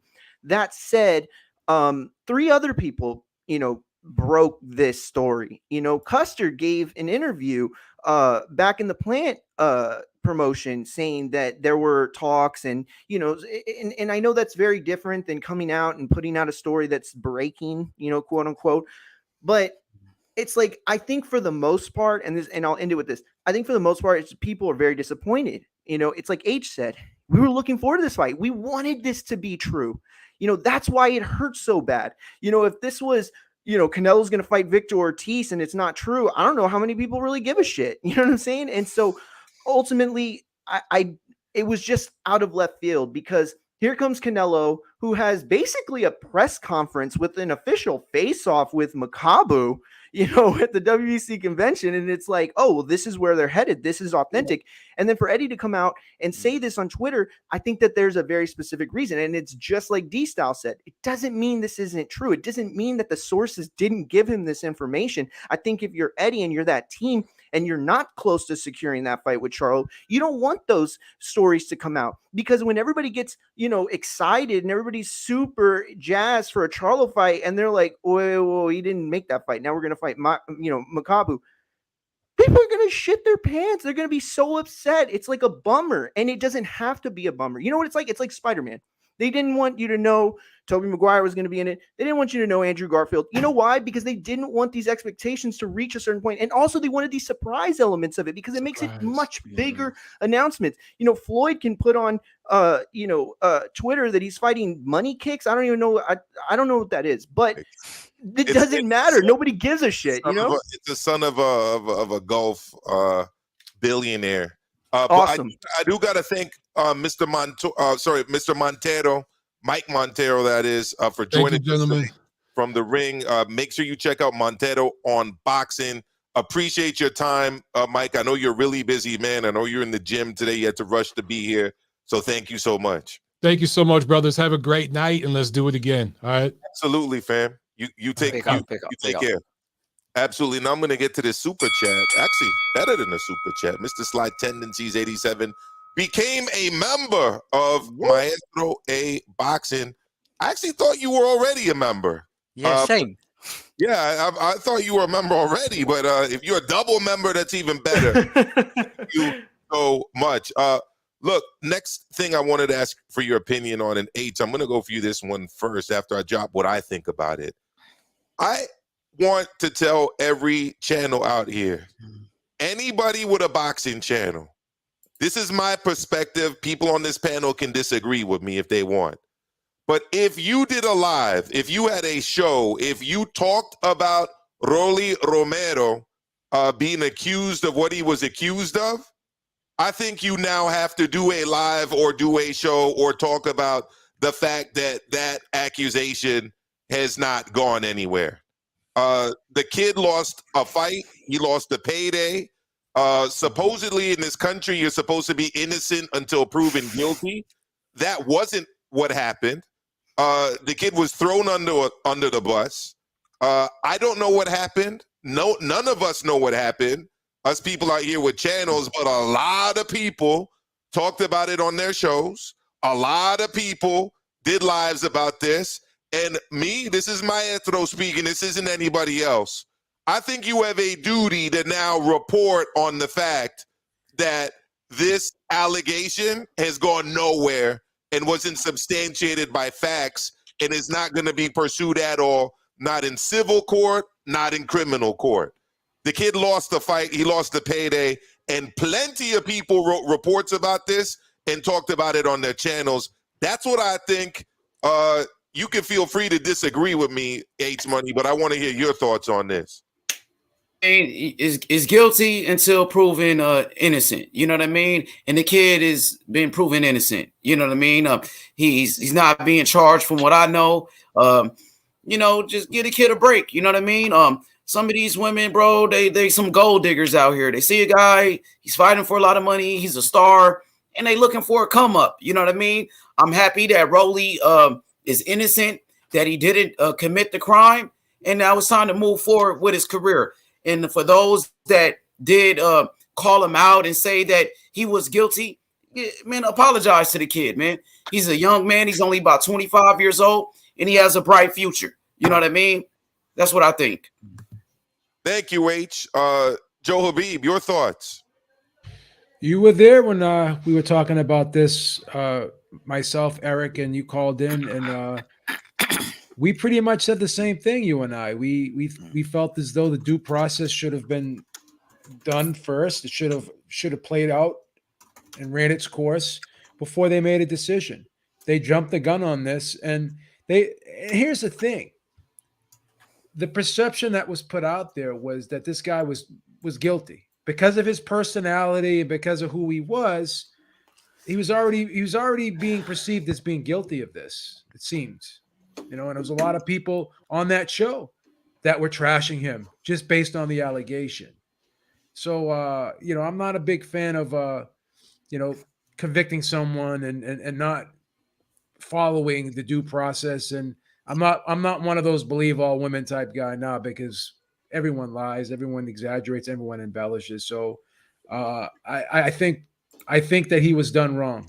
I mean, honestly. my problem is, as a man, like, I wouldn't want to lose my job before anything's been substantiated. Yeah. I wouldn't want to lose a single paycheck until something's been proven against me. Yeah.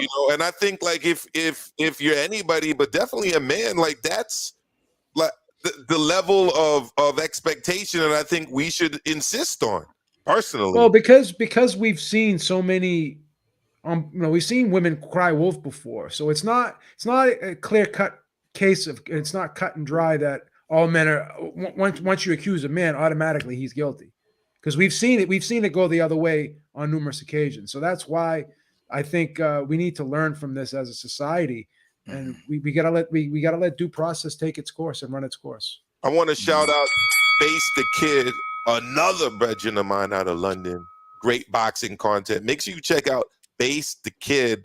He calls himself a casual, but he's far from a casual. He's definitely no casual when it comes to talking boxing, as I know Off the Canvas knows. Yeah. Off the Canvas, spit a freestyle off the top, bro. Like, what are you feeling about this whole thing that I brought up with Rolly? Do you know what? I feel this is the thing. I feel for Rolly, especially if he's innocent. Especially if he's innocent, because if you think about it, the allegations aren't like, I don't know, you accidentally stole a bike. These are some serious stuff, whereby if he goes to family gatherings, if he goes to like big events, like, everybody will be looking at him, and in their head they'll be thinking, this guy has been alleged for some wild stuff, okay? And then they will hear the way he speaks. They might see the pimp jacket, and they might just put two and two together. So the reputational damage is huge. It's absolutely huge. Now, it's a sad reality for Rolly.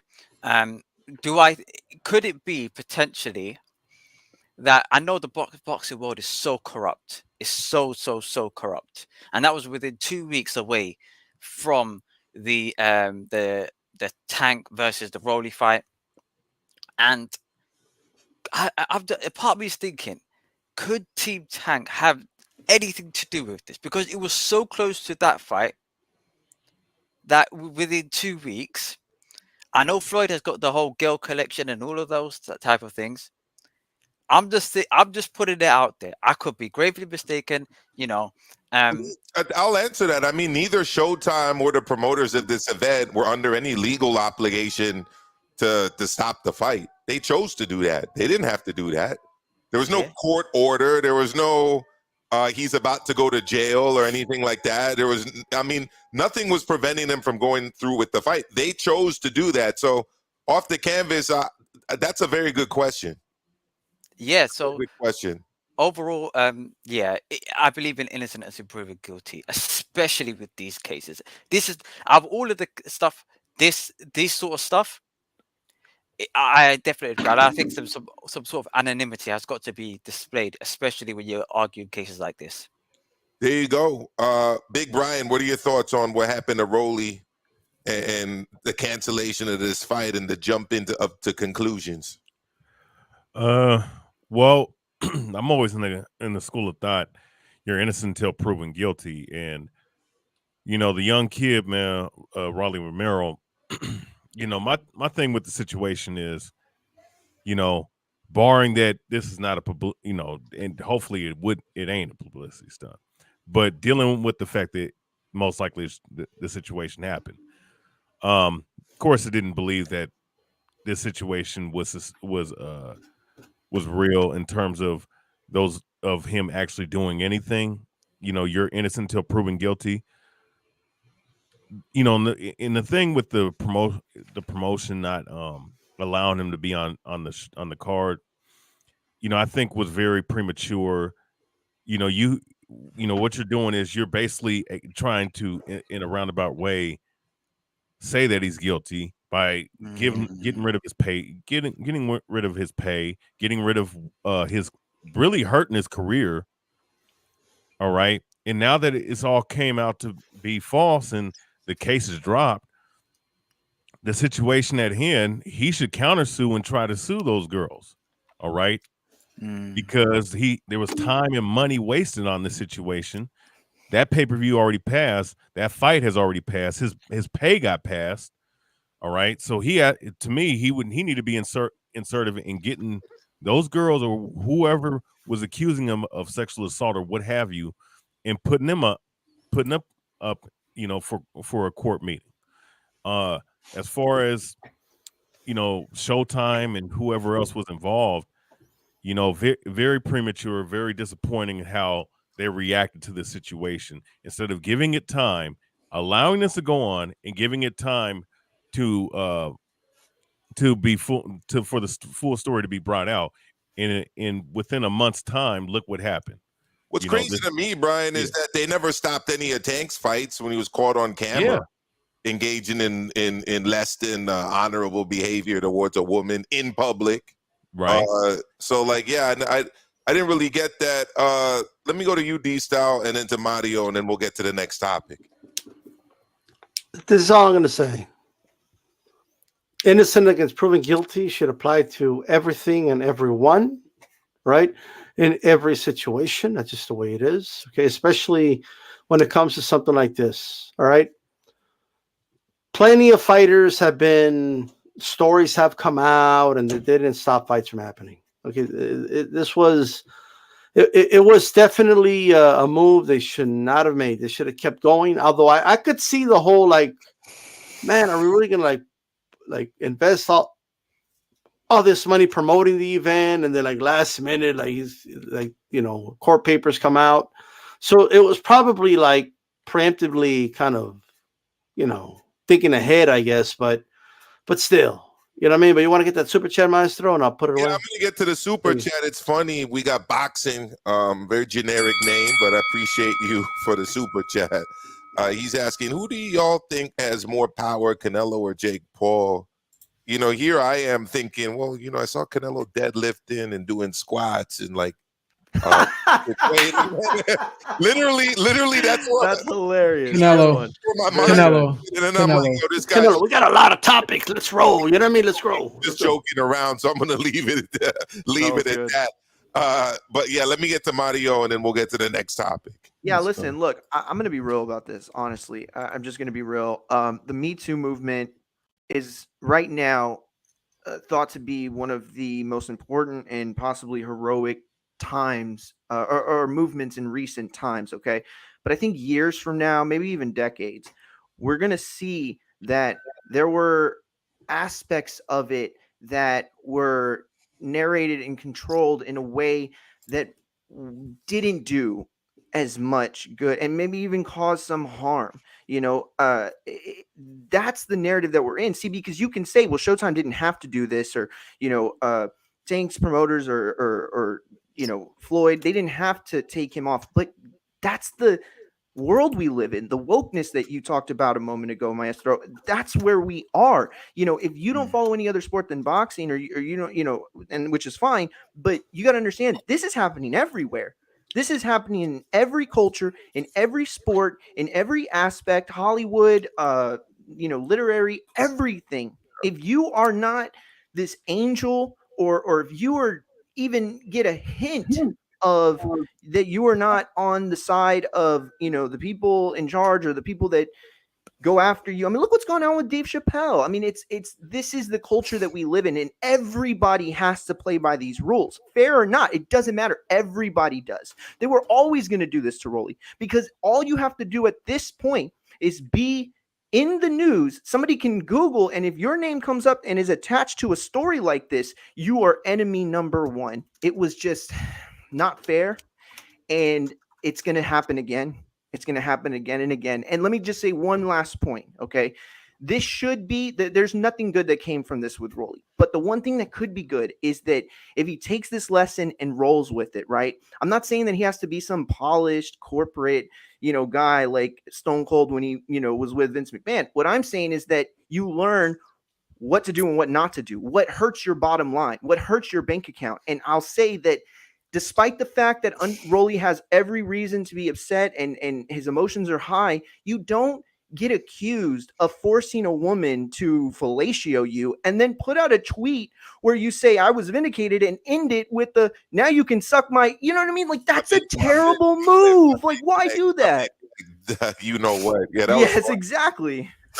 Yeah, that's funny. So look, I want to keep it at Tank, since we're just talking about a Tank opponent, or at least he was supposed to be a Tank opponent. Kenny, check out my brother Knocked Out by Kenny, all right? Because he went live for his No Cap boxing show yesterday, and he brought up an interesting topic, which is the whole WBA Reggie title situation, the regular titles, and how the WBA has decided that it's going to force its regular champions to fight the super champions. And when you think of the Reggie titleists that are out there, I mean, the biggest is probably Tank Davis, at least in terms of notoriety, not quite in terms of stature. Is Tank going to be a world champion again? I mean, I don't consider him a world champion now. Do you see Tank Davis taking on a Josh Taylor? Do you see Tank Davis taking on a George Gambosis Jr. for an actual real title? Or do you just see him deciding, you know what? It's been a good run with the Reggie belt. I'm going to let this go, and I'm going to kind of move on to try to do other things. Joe HABEEB, what are your thoughts? Yeah, I think he'll vacate those Reggie titles, and he'll just keep on doing what he's been doing over there. He won't be a world champion, in other words. Yeah, I don't think he'll be a world champion. Oh, yeah, to answer your question, no, I don't think he won't be a super world champion, in other words. Well, if he drops the titles, I mean, he's not. It's done, and he won't be a world champion. You're correct, right? Yeah. So we're 1-0 right now in terms of Tank not being a world champion. Money. If he drops the Reggie title, that's it for his championship belts. Do you see Tank Davis becoming a world champion? But yeah, I could see him being the champion. I mean, he was already a world champion when he beat Jose Pedraza and knocked him out, right? I should have added the word again. Yeah, I could see him being a champion again. But I think his next opponent is possibly a rematch with Isaac Cruz. I think the first fight was a good fight, and Isaac Cruz did become a star overnight. So I think a rematch with Isaac Cruz can make sense. Even a possible matchup with George Kambosos. I heard that Tank Davis is now the mandatory for the WBA. If I'm not mistaken. That's exactly it. They're forcing the Reggie titleists to face the super champs if they want to call themselves world champions anymore. That's what my brother Kenny T was talking about yesterday on his show. Yeah, to answer your question, yes, I think Tank will fight George Kambosos, to be honest with you. Will he beat him? It's going to be a tough fight right now. I'm leaning towards Kambosos. I think Kambosos has the speed and the boxing IQ to give Tank problems. And the jab, of course, in the movement. So you're siding with Joe HABEEB on this? Is that a 2-0 or is it a 1-1? Will Tank become champion again? I'm going to go with my boy Joseph HABEEB on this one. I got to go with the Ringside Reporter. All right, so it's 2-0. Tank will not be a world champion again. Let's go to Big Brian. Yeah. As much as I love Tank, does he have the potentiality to be a world champion? Yes. Will it happen with Mayweather Promotions not having, the preferential dates, all right, and things on their terms with George Kambosos, no, they're not going to chase that title. And I think that Tank Davis is going to vacate that regular belt and move on to whatever bullshit he's going to be doing with Mayweather Promotions. If he was to fight Kambosos, I would favor Kambosos just because Kambosos has more in the tool shed to use, and he's proven it against someone of a talent level of a Gervonta Tank Davis in Teofimo Lopez, and Teofimo Lopez has even more cardio, more things to utilize than Tank Davis. So I think he will be a champion again one day, but given how Mayweather's been moving him and he's okay with that, I don't see it in the next year or year and a half, excuse me. All right, so we 2-1 or we 3-0? Agreeing with. Is he not? I mean, we got two people right now saying he's not going to be a world champion again. Yeah, I'm in agreement with that. Wow, 3-0. Wow, here we go. Let me hear what Off the Canvas has to say about Tank Davis. Does he have it in him to win a legitimate world title again? Does he have it in him? We've got Josh Taylor at 140. We've got Kambosos at 135. Who's he beating? I think he beats Kambosos. The issue is, would he? This is how I see it.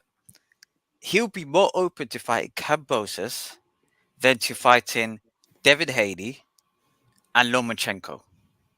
That's in my opinion. I think he'd be a little bit more open to fighting Kambosos because, and I've seen over the last sort of couple of months since Kambosos got his win, that Leonard LB and these sort of guys have expressed somewhat of an interest. There was no interest when it comes to Lomachenko and these sort of guys. But when Kambosos won the world title, they're now licking their lips thinking, we could actually do this. Now, do I think that I think he could beat George Kambosos, okay? The issue is that who is George Kambosos going to fight in the next sort of couple of fights, okay? I think Teofimo Lopez is going up to 140, so I think he's already pretty much out the picture. Is it between Haney and Lomachenko? I think he'll probably opt for Haney, and then whoever wins out of those two will probably face Lomachenko. And if Haney beats Kambosos, and then Haney's got all the belts, or Loma beats Kambosos, or Loma's got all the belts, then unfortunately not. But it's Kambosos so let's just whittle it down to the bare bones right now. Are we 4-0 or are we 3-1? I'm on the fence. Do you know what? If you're asking me this year, 2022, would he become world champion? I would say no. Well, you figured out a way to agree, so we're now 4-0. I caught that. I caught it. Tank Davis. He's got two options if he wants to keep his titles. All right. If he can get them in the ring. Is he going to win another? Will Tank Davis ever be a champion ever again? Yes, he will. Will it be this year? No, but that's true. I do believe he'll be a world champion again. Who's he beating? If he gets in a ring with Kambosos, I do believe he beats Kambosos, but who says it's going to be Kambosos? It might be Haney. He may not fight a mandatory and he strip him and he fights for that belt. Josh Hader can move up and the belt spread out. So he will be a world champion again. All right. We are now at 4-1. Tank Davis, baby. He's already a champion. I want to make this clear, Maestro. I do think Tank will be a champion again. Do I think he can beat Kambosos? I pick Kambosos in that fight. But will Tank Davis be a world champion again? The answer to that is yes. All right, so we're at 5-0 for since when? Hold up. Since when? No, hold on. I only spoke like for 30 seconds, so you could give me another 30 seconds, right? All right. Of course. So here's what I'll say, okay? But people have been talking forever. I could talk for 30 more seconds, ladies and gentlemen. All right, just 30 more. Just give me 30 seconds, all right? 15 seconds now. Let me say this, okay?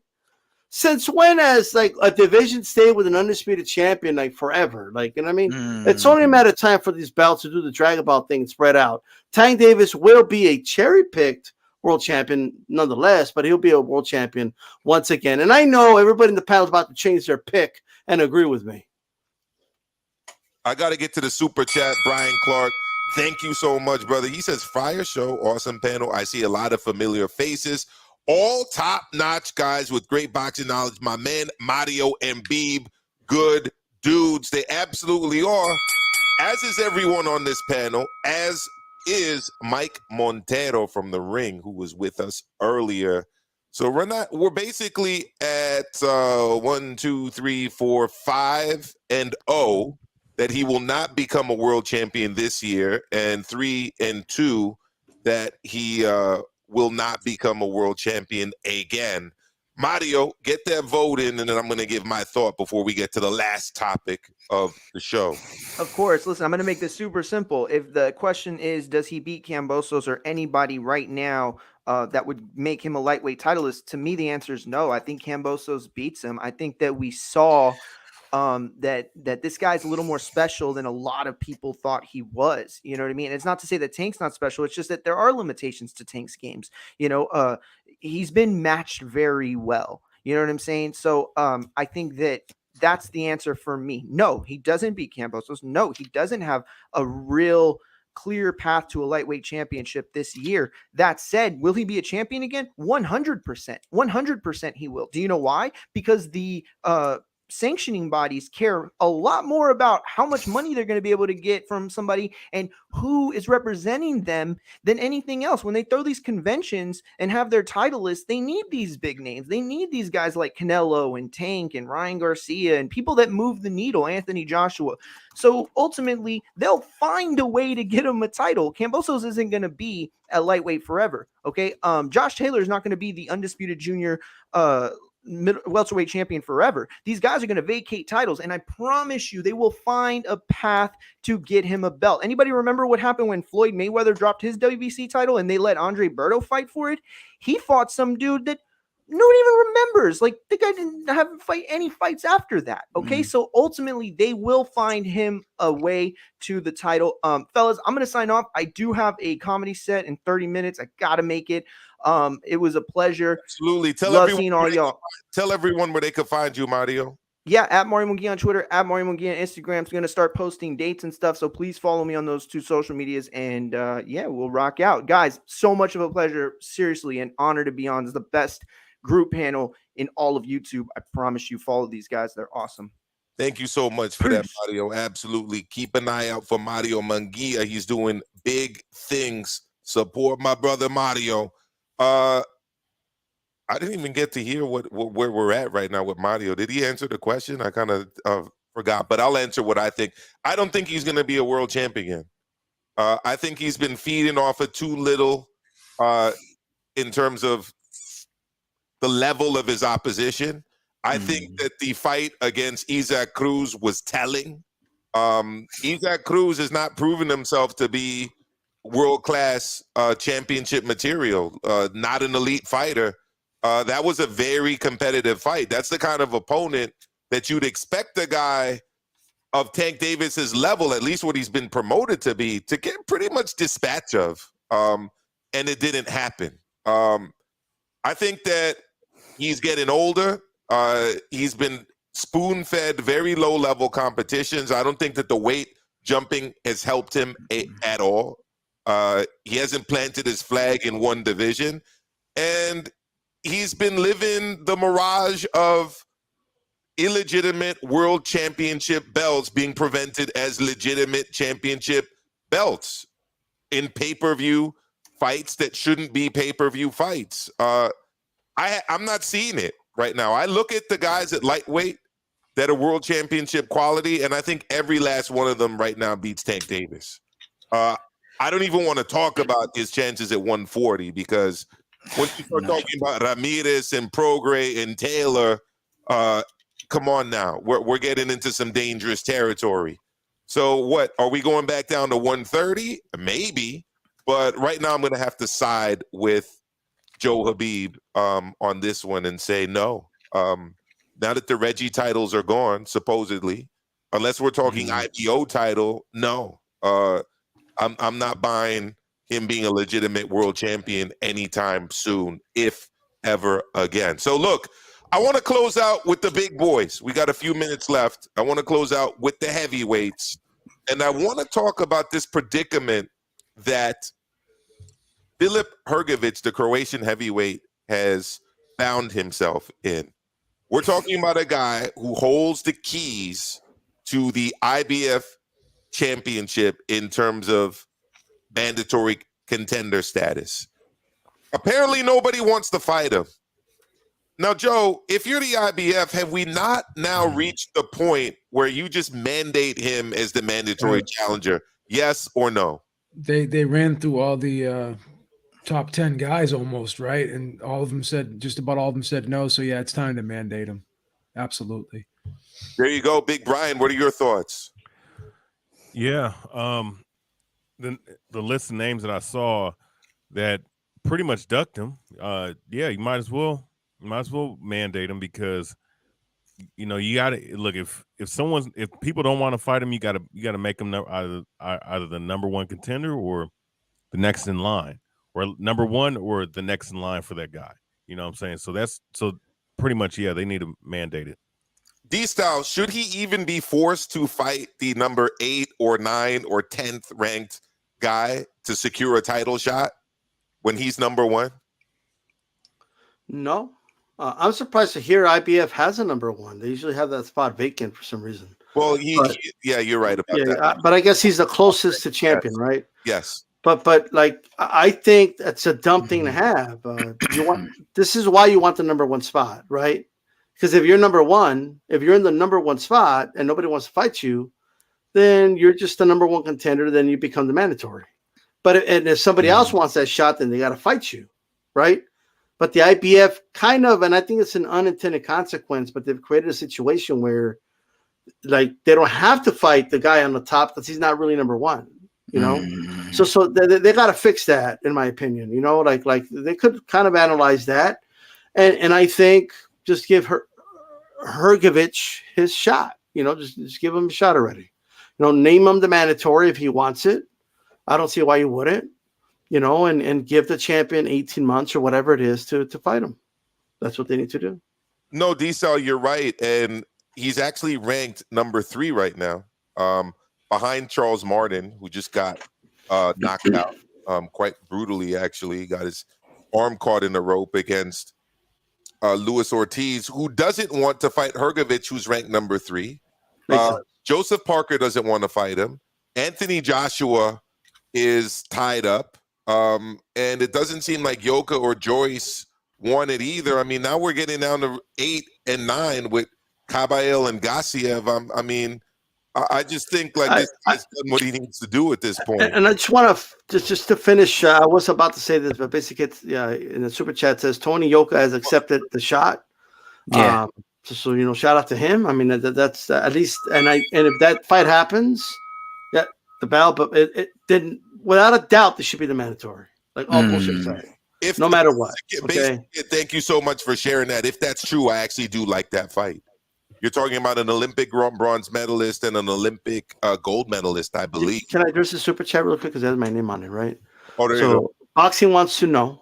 Shout out. Thank you for supporting my source. Shout out to D-Style.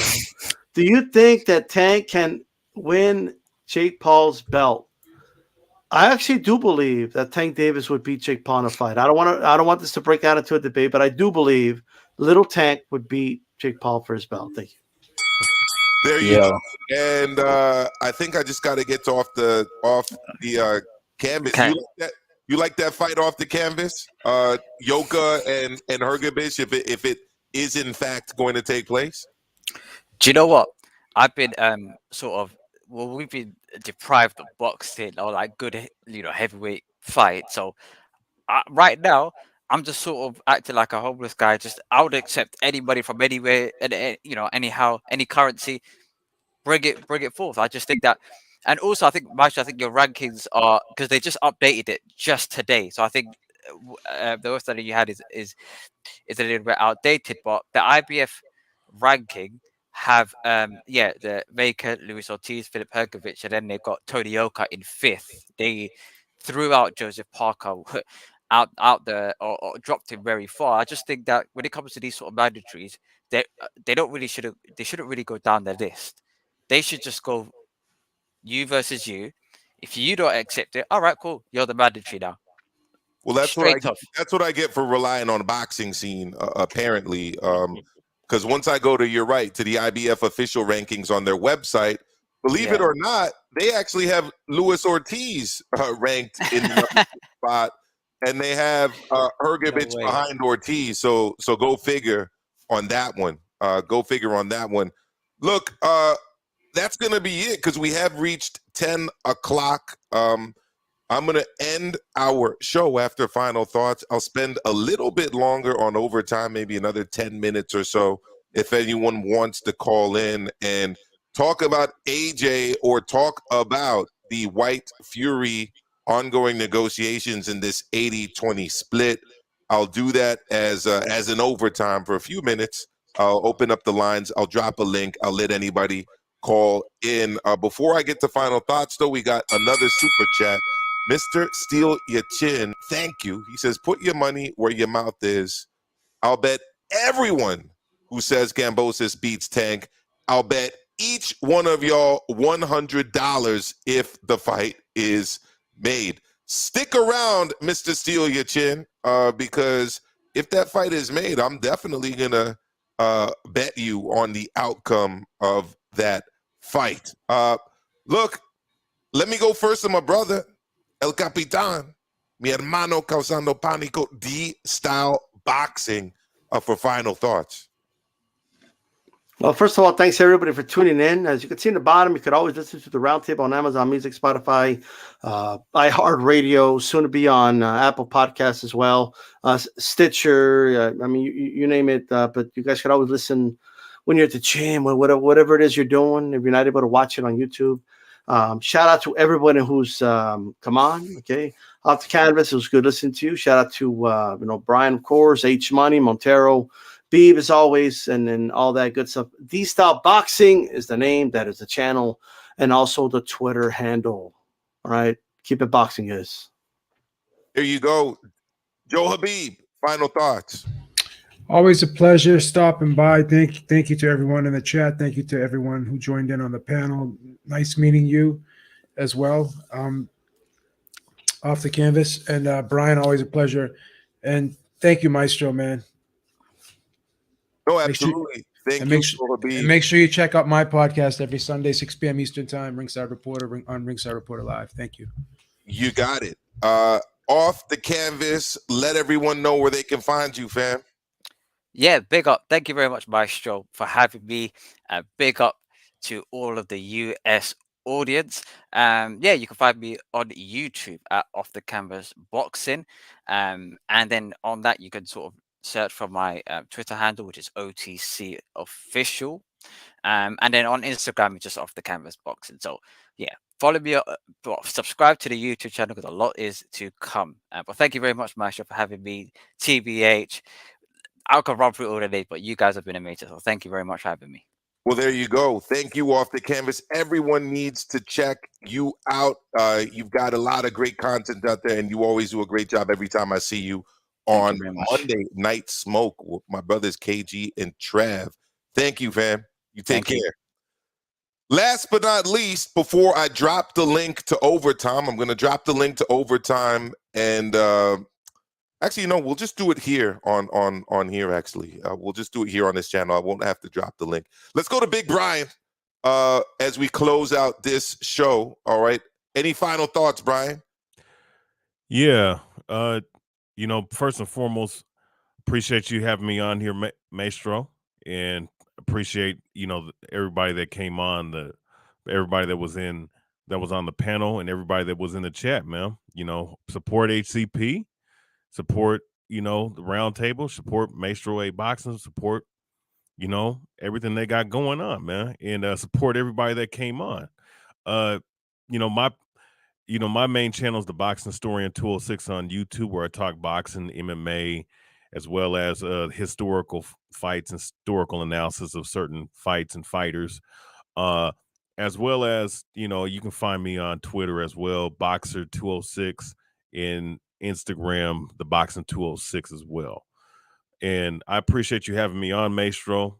And man, you guys doing it good, man. Keep it Absolutely. up. Don't go anywhere. I'm about to get started with overtime. Right now, I'm going to open up the lines. The phone line is at the bottom. I'm going to drop the link in the chat. Feel free to stay here to talk about the heavyweights. Spend a few more minutes on those. Brian, I'll put you behind the scenes and I'll open it right back up. That is it for that's it for the roundtable this week. HCP 63. It was the HCP roundtable 63. It is now time for overtime. So stick around, phone in, drop the link, and jump on and join us. Here we go for overtime. Due to some violent content, parental discretion is advised. I know you're gonna dig this. The Maestro. Fist hits the bag, 1, 2, and comes back. Single fist here. You hear that beat? Think outside the box and VO Xing on top of them, clocking them, sending back to the corner for oxygen. Yes. Golden gloves, I know myself, rolling. I know the game, it's not a game, I know the ring, I want the belt. Finding the rhythm to hit them, split them and touch them and tip them, hit that six-pack with that good jab. Uppercut the bro, making them fall down, breaking them all down, switch stands, tippy toe, in the hands, give them some more. You are not Muhammad Ali, anomaly, a Mayweather, Pacquiao, prodigy in the midst of fist of this, just S2, hot to rock, think out the box, you know I got the rock, speed back. That would be a little round.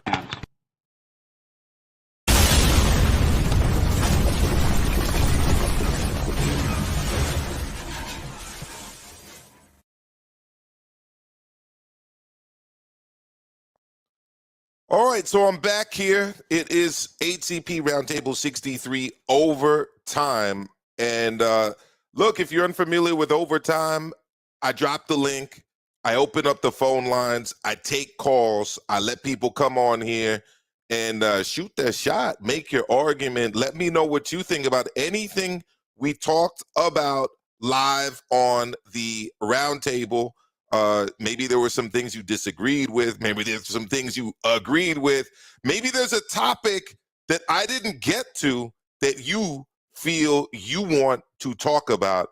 I dropped the link in the chat. I did it once and twice and 3 times, so it's right there. You also have the phone line down there at the bottom of the screen. For those of you who don't know, I'm beaming to you, all right? I am broadcasting to you live from New York City in the Bronx. So it's area code 718-618-4284, 718-618-4284. I am also on Signal and on WhatsApp for those of you who got to make a long distance call and don't want to incur those hefty long distance rates, all right? So look, there's 2 topics we didn't get to that I wanted to talk about real quick. And I've spoken about them before. I've talked about them this week on other people's channels. You got to check out the Undefeated podcast. My brothers, KG, the comedian, and Trav, also a comedian. They do a great show Monday nights in the UK. It's 3 p.m. Eastern here where I am in New York City.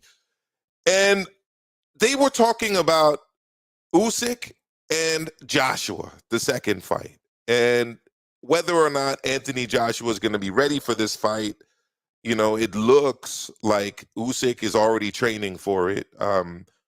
Usyk looks like he's mentally ready, physically ready to engage in battle again. Remember, he shaved his head down ahead of the first fight. He got himself battle ready to step into Joshua's hometown of London. You know, I know he's from outside of London, but for all intents and purposes, North London is his home stomping ground. You know, he's from the Finchley gym. You know, he grew up idolizing Derek Chisora. They held the fight at the Tottenham Hotspurs Stadium, and it was pretty much a full house, you know, and he got beat.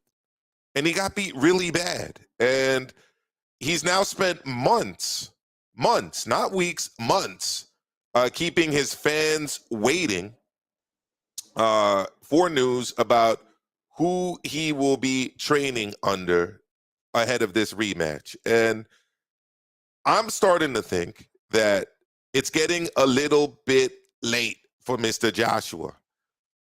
If this fight is to take place in April, we're already approaching, mid-January here. It's the 13th today. If you're in England, it's the 14th. All right. If you're in New Zealand, like my brother Boxing Squared, the heavyweight expert, it's already Wednesday afternoon going into the evening out there in New Zealand and Australia.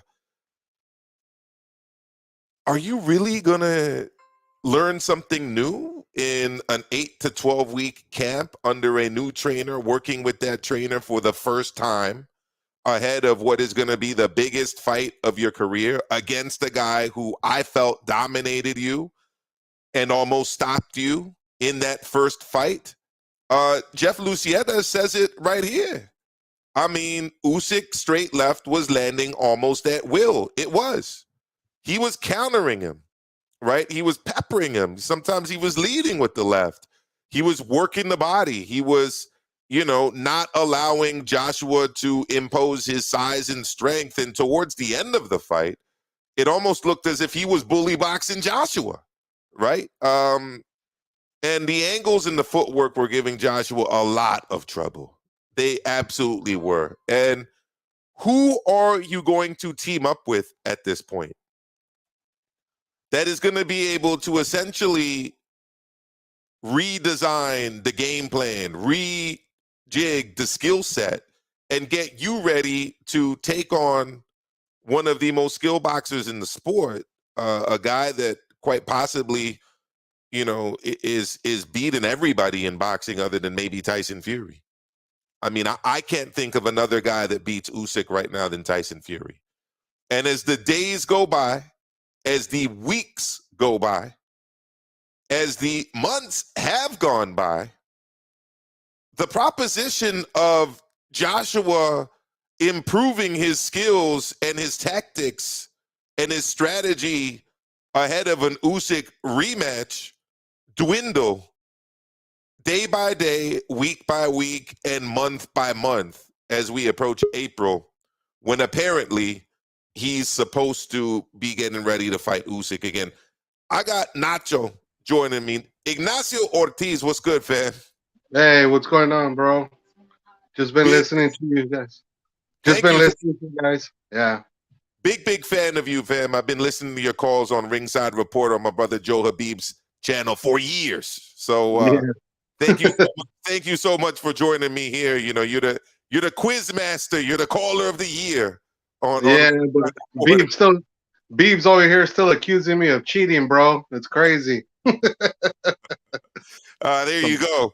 Yeah. So what I mean, I know from having heard you talk boxing for years now, Nacho, that you're a fan of the heavyweights. I mean, I think boxing fans are heavyweight guys at heart. I know you are a fan of the heavyweight division. What are your thoughts right now about AJ ahead of this fight with Usyk? Man, I like Joshua, and I've liked Joshua from the beginning. Even after what's happened with him as far as losing when he lost to Andy Ruiz and people kind of counting him out, and he came back and he won, but he didn't win in, real spectacular fashion, which I thought was kind of, a little disappointing, but he got the job done. He won and he acquitted himself, and he got over that first loss. This one, man, I'm just not sure that he has a style that's going to work, because he's not the same guy that he was pre-Klitschko, where he was just going in there and just wrecking dudes and guys just couldn't take his power. Ever since that fight, he's been a completely different fighter. And and at this point, unless he just somehow manages to do what he did in the fourth and the fifth round of the first fight, whereas he's ultra aggressive and he's able to land the 1-2 right down the middle and hurt Usyk, he's not going to beat him. He's just not going to beat him. I think Usyk's style will just give him problems every day of the week. He's just he moves too much. He's got angles. He throws shots that Joshua isn't able to get away from. So unless he just comes in and just says, you know what, I'm just going to go straight forward at this dude and try to take him out, he's not going to win. He's just not.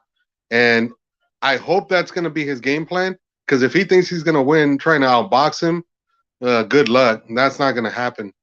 So, I mean, I'd like Joshua to avenge the loss, but I don't see it, man. I just don't. Yeah, and look, we've got differences of opinion here in the chat. You got my brother Dave 408 from the Shoe Shine saying it's too late for Joshua. He'll be lucky to get Omicron and delay date. Jeff Lucietta says, I think AJ loses no matter who trains him. He better do something way different if he wants to win. And then on the other side, you've got Boxing Hog 28 telling me that I'm overthinking all this shit. As long as Joshua is more aggressive, there will be no issues. Joshua got outboxed. That's it. He didn't get beaten up. I disagree. I think, Boxing Hog, you need to go back and look at Joshua's face. It was pretty swollen up. Look at Joshua at the end of the fight.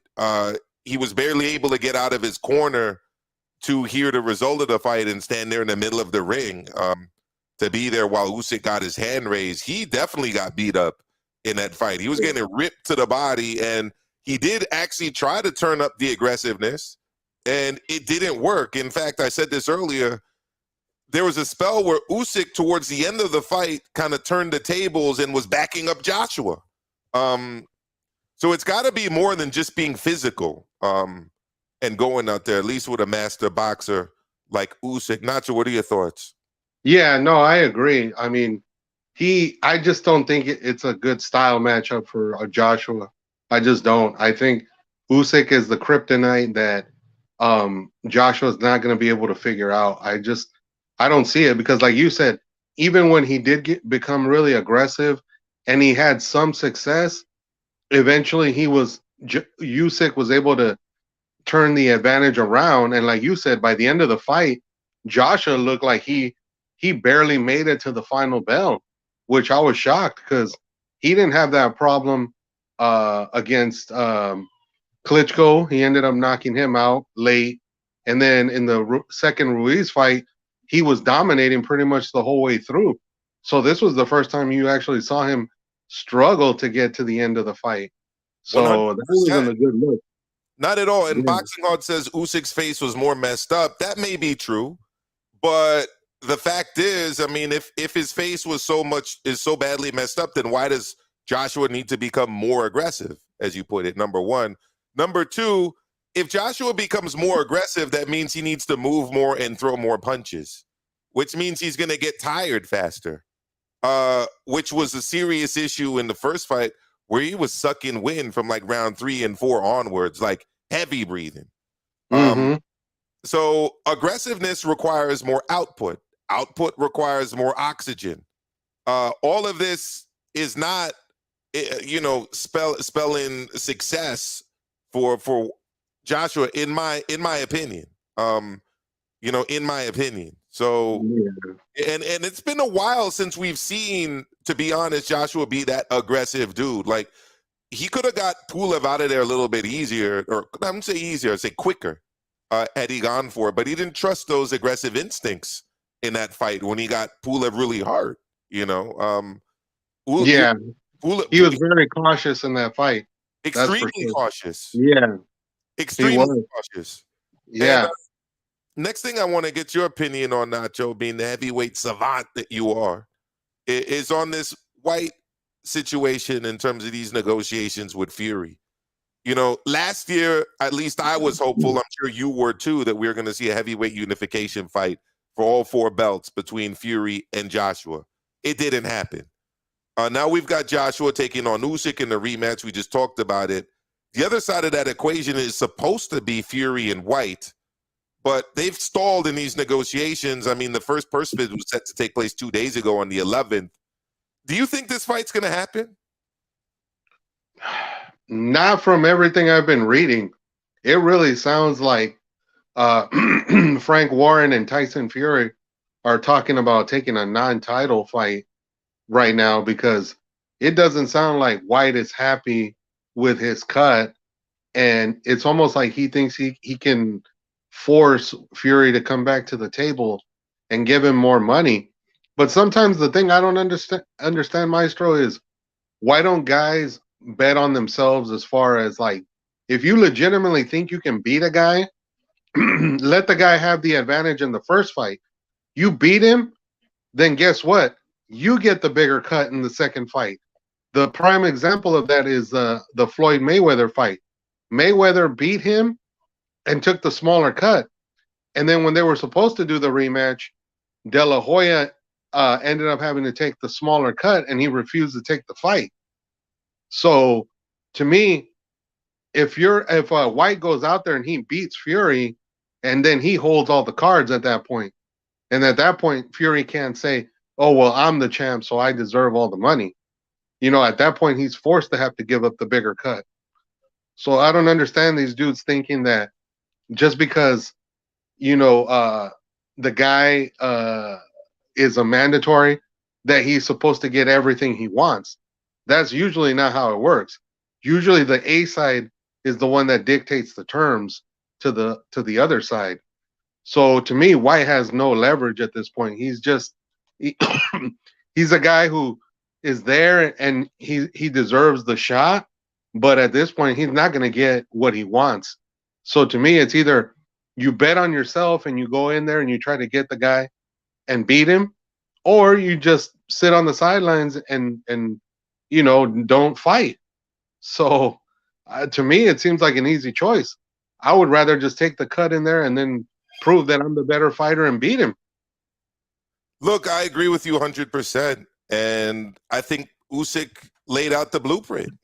You know, Usyk believed in himself. He was a mandatory challenger, and he took on the fight. In fact, he even gave Joshua a rematch clause when really he didn't have to, because he was a mandatory, but I figured he thought it would work out in his favor. You go out, you take the fight, excuse me, you take the short end of the stick in the first fight, and you get a bigger share in the second fight if you believe in yourself and your ability to win. I think Dillian White, to your point, and I've heard Kenny make this point as well, we both made it on Mano a Mano Live on Monday. Check out that show if you can, everyone. If White believes in himself, take the money now, encourage Eddie Hearn to make the biggest offer possible, you know, collect as much money as you can in the first fight, and then get the belt, and at that point, you've got all the leverage. Because if Fury wants to get his title back, he's going to have to fight you in a rematch, and he's going to have to take a lot less money, you know, as a ratio to what you're getting. So I hope this fight happens. My biggest, I mean, I think it's a good fight. I'm definitely watching the fight. I hope it happens on DAZN too, by the way, because I pay my yearly membership, and I would love to not have to pay any extra money to see this heavyweight fight. But, you know, I think that White might have to humble himself a little bit and take a little bit less than he believes that he should be getting right now. I'm going to go to Boxing Hog 28. He says, AJ is a huge star, and Usyk is a nobody. So he knew he had to accept all of AJ's demands. Well, no, he wasn't a nobody. He's an Olympic gold medalist. He was the undisputed cruiserweight titleist, and he was the mandatory challenger to the heavyweight title. And you're saying that he's a nobody in present tense. Dude is the WBA, WBO, IBF heavyweight champion in the world. That's the opposite of a nobody in my books. So I don't agree with that. Usyk took that fight under the terms that he accepted in the first fight because he believed in himself and he believed in his ability to win. And he did it for about $5 to $6 million to AJ's 30 to 35 million. So I'm not really agreeing with that argument, Boxing Hog.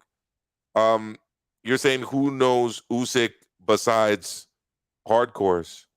Who knows Dillian White beside hardcores? Did Dillian White win an Olympic gold medalist? Has Dillian White been a world champion in any weight class? I mean, I personally don't believe the argument that Usyk is a nobody and Dillian White is like known to every casual sports fan in the world. I'm not buying that argument. Nacho, what are your thoughts on that? No, I agree. Whoever that guy is, he's making it sound like Dillian White is Mike Tyson, and that's not the case. That's far from it. You know, he's known to people in the British boxing circles, and he's known to hardcore fans. But you bring him up to the casual American sports fan, they don't know who the hell he is. Sorry, go ahead, Nacho. I interrupted. They couldn't tell him. They couldn't tell him apart from a beige spot on the wall. That's what Dillian White is. Look, Haplotype is right. He says Usyk is not a nobody. Get the F out of here. And Boxing Hog, you're coming back and saying Dillian White is a pay-per-view fighter. Luis Ortiz and Charles Martin are pay-per-view fighters. What does that mean? Luis Ortiz and Charles Martin were just on pay-per-view. So are they bigger fighters than Alexander Usyk? Like, what are we talking about here? You're talking about a guy who is yet to win a world title, who's been knocked out twice, and you're saying that he's a bigger name and a bigger star than an Olympic champion and an undisputed cruiserweight champion who is now a 3-belt heavyweight title holder. Nacho, what am I missing here? No, I don't think you're wrong in any way, shape, or form.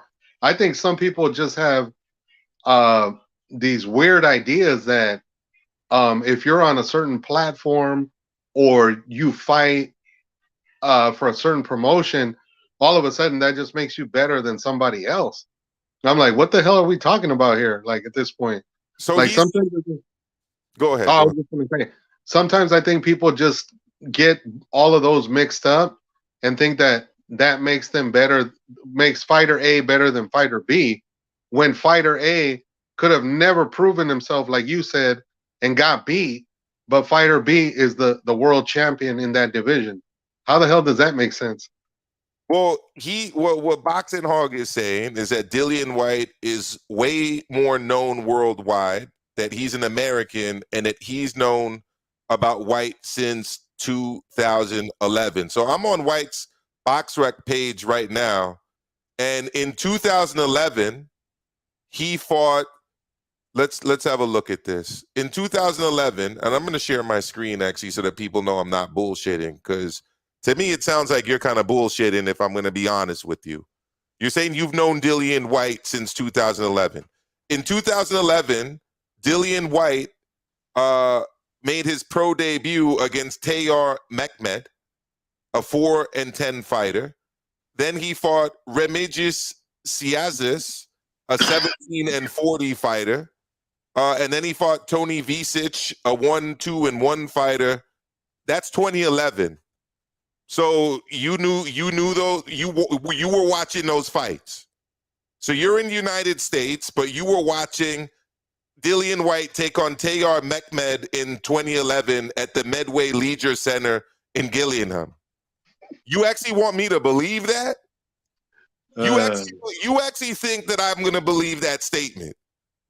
And you're saying that those three accomplishments, I guess, Tony Visic, Remigijus Siazis, and Tayyar Mehmed, are bigger accomplishments or on a bigger stage than Alexander Usyk winning the Olympic title at heavyweight in 2012 on a global stage in the Olympic Games.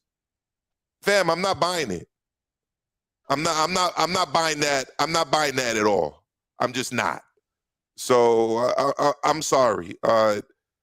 You know, and you know, people that are making these kind of arguments are giving oxygen to the delay of this fight. I just want to see the fight.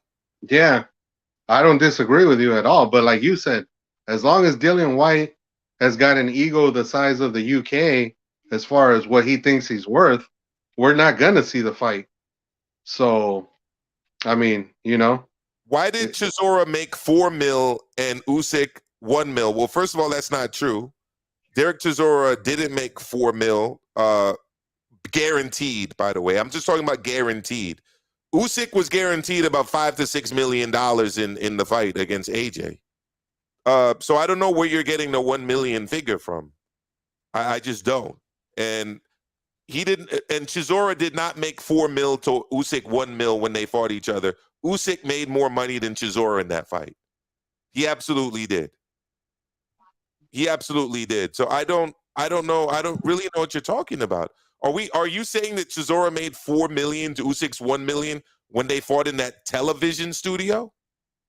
I don't get it. So okay, so when they fought, Usyk made 1 million and Chisora made 4 million in the television studio. When they fought in the television studio. Okay. Yeah. We're on a different planet, yo. I'm sorry. Like we're not. You're telling me that Dillian White is a bigger star than an Olympic champion and former undisputed champion and the current heavyweight champion in 3 sanctioning bodies. Yeah. I just don't get that. Yeah. And he's saying he's a bigger star than a guy who's fought in multiple countries across different continents on this planet. But Dillian White is a bigger star. I mean, come on. Headline that pay-per-view, he is the one who sold that shit. Fam, Usyk against Chisora was on DAZN. Like, what are you talking about? I mean, I know DAZN's getting into the pay-per-view market, but I didn't hear about that being on pay-per-view. Usyk and Chisora was on DAZN. Yeah. On what pay-per-view are you talking about? Yeah. Usyk and Chisora was on DAZN. So what pay-per-view are you talking about? And the last fight with Chisora in the UK was also on DAZN. Chisora Parker was on DAZN in the UK.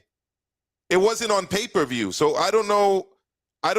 Yeah, you say you never said more accomplished. You said bigger star. Based on what? Based on what is he a bigger star? Because you keep saying stuff that's not true. No, Chisora and Parker was on DAZN in the UK. It was not on pay-per-view.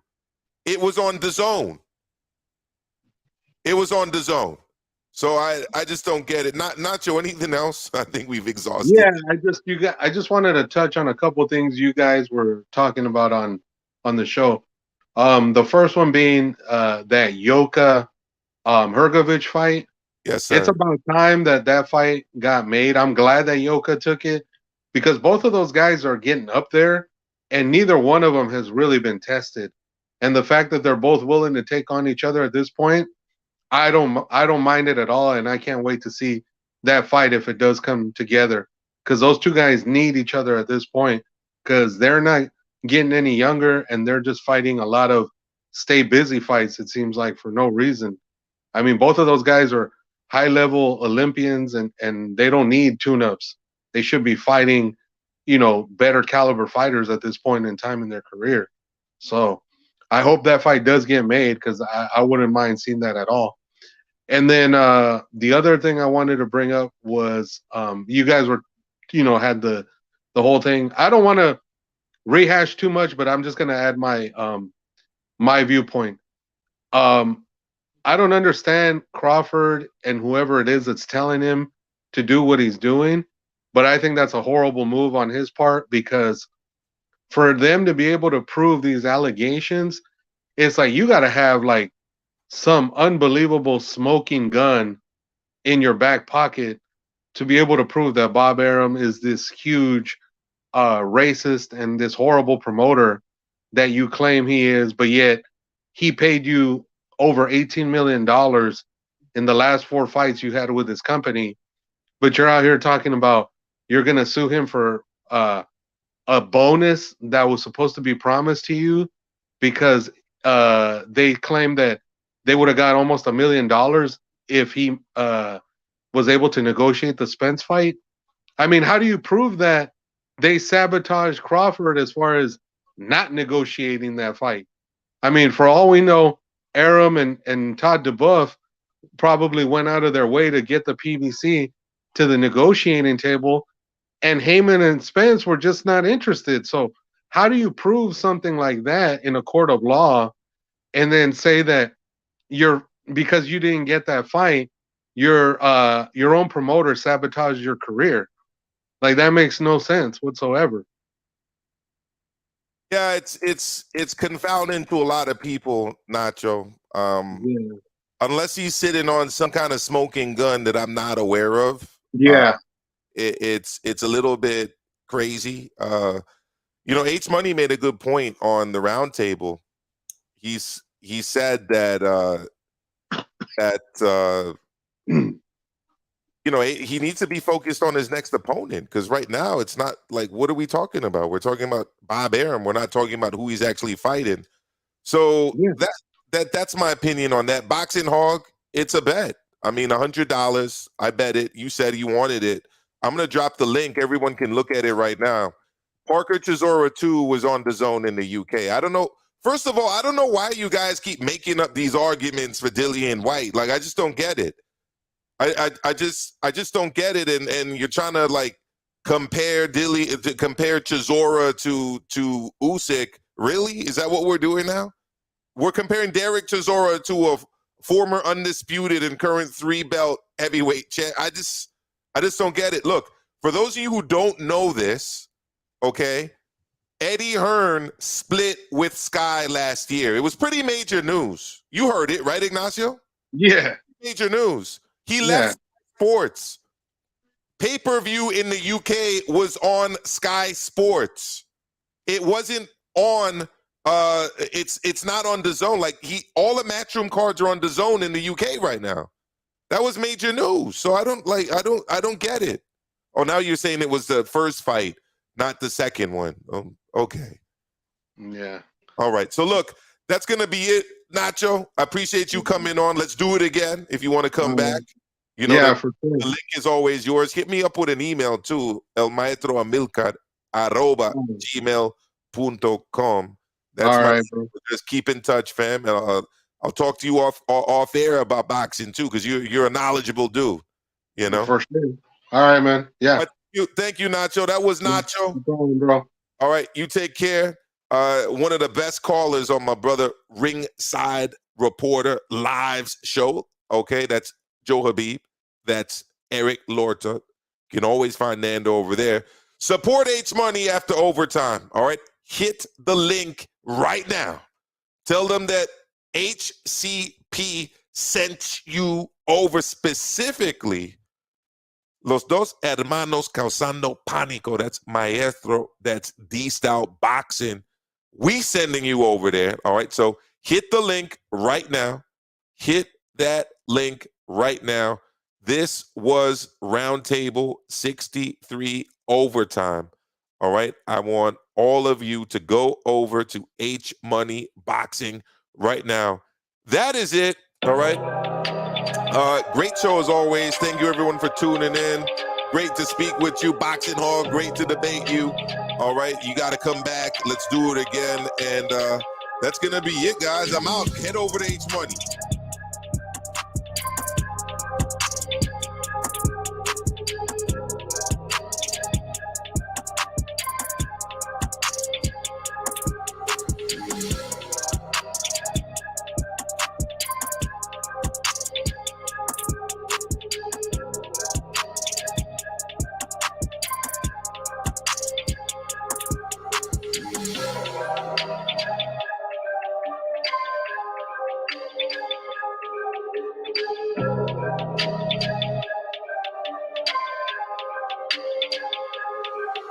Mm-hmm.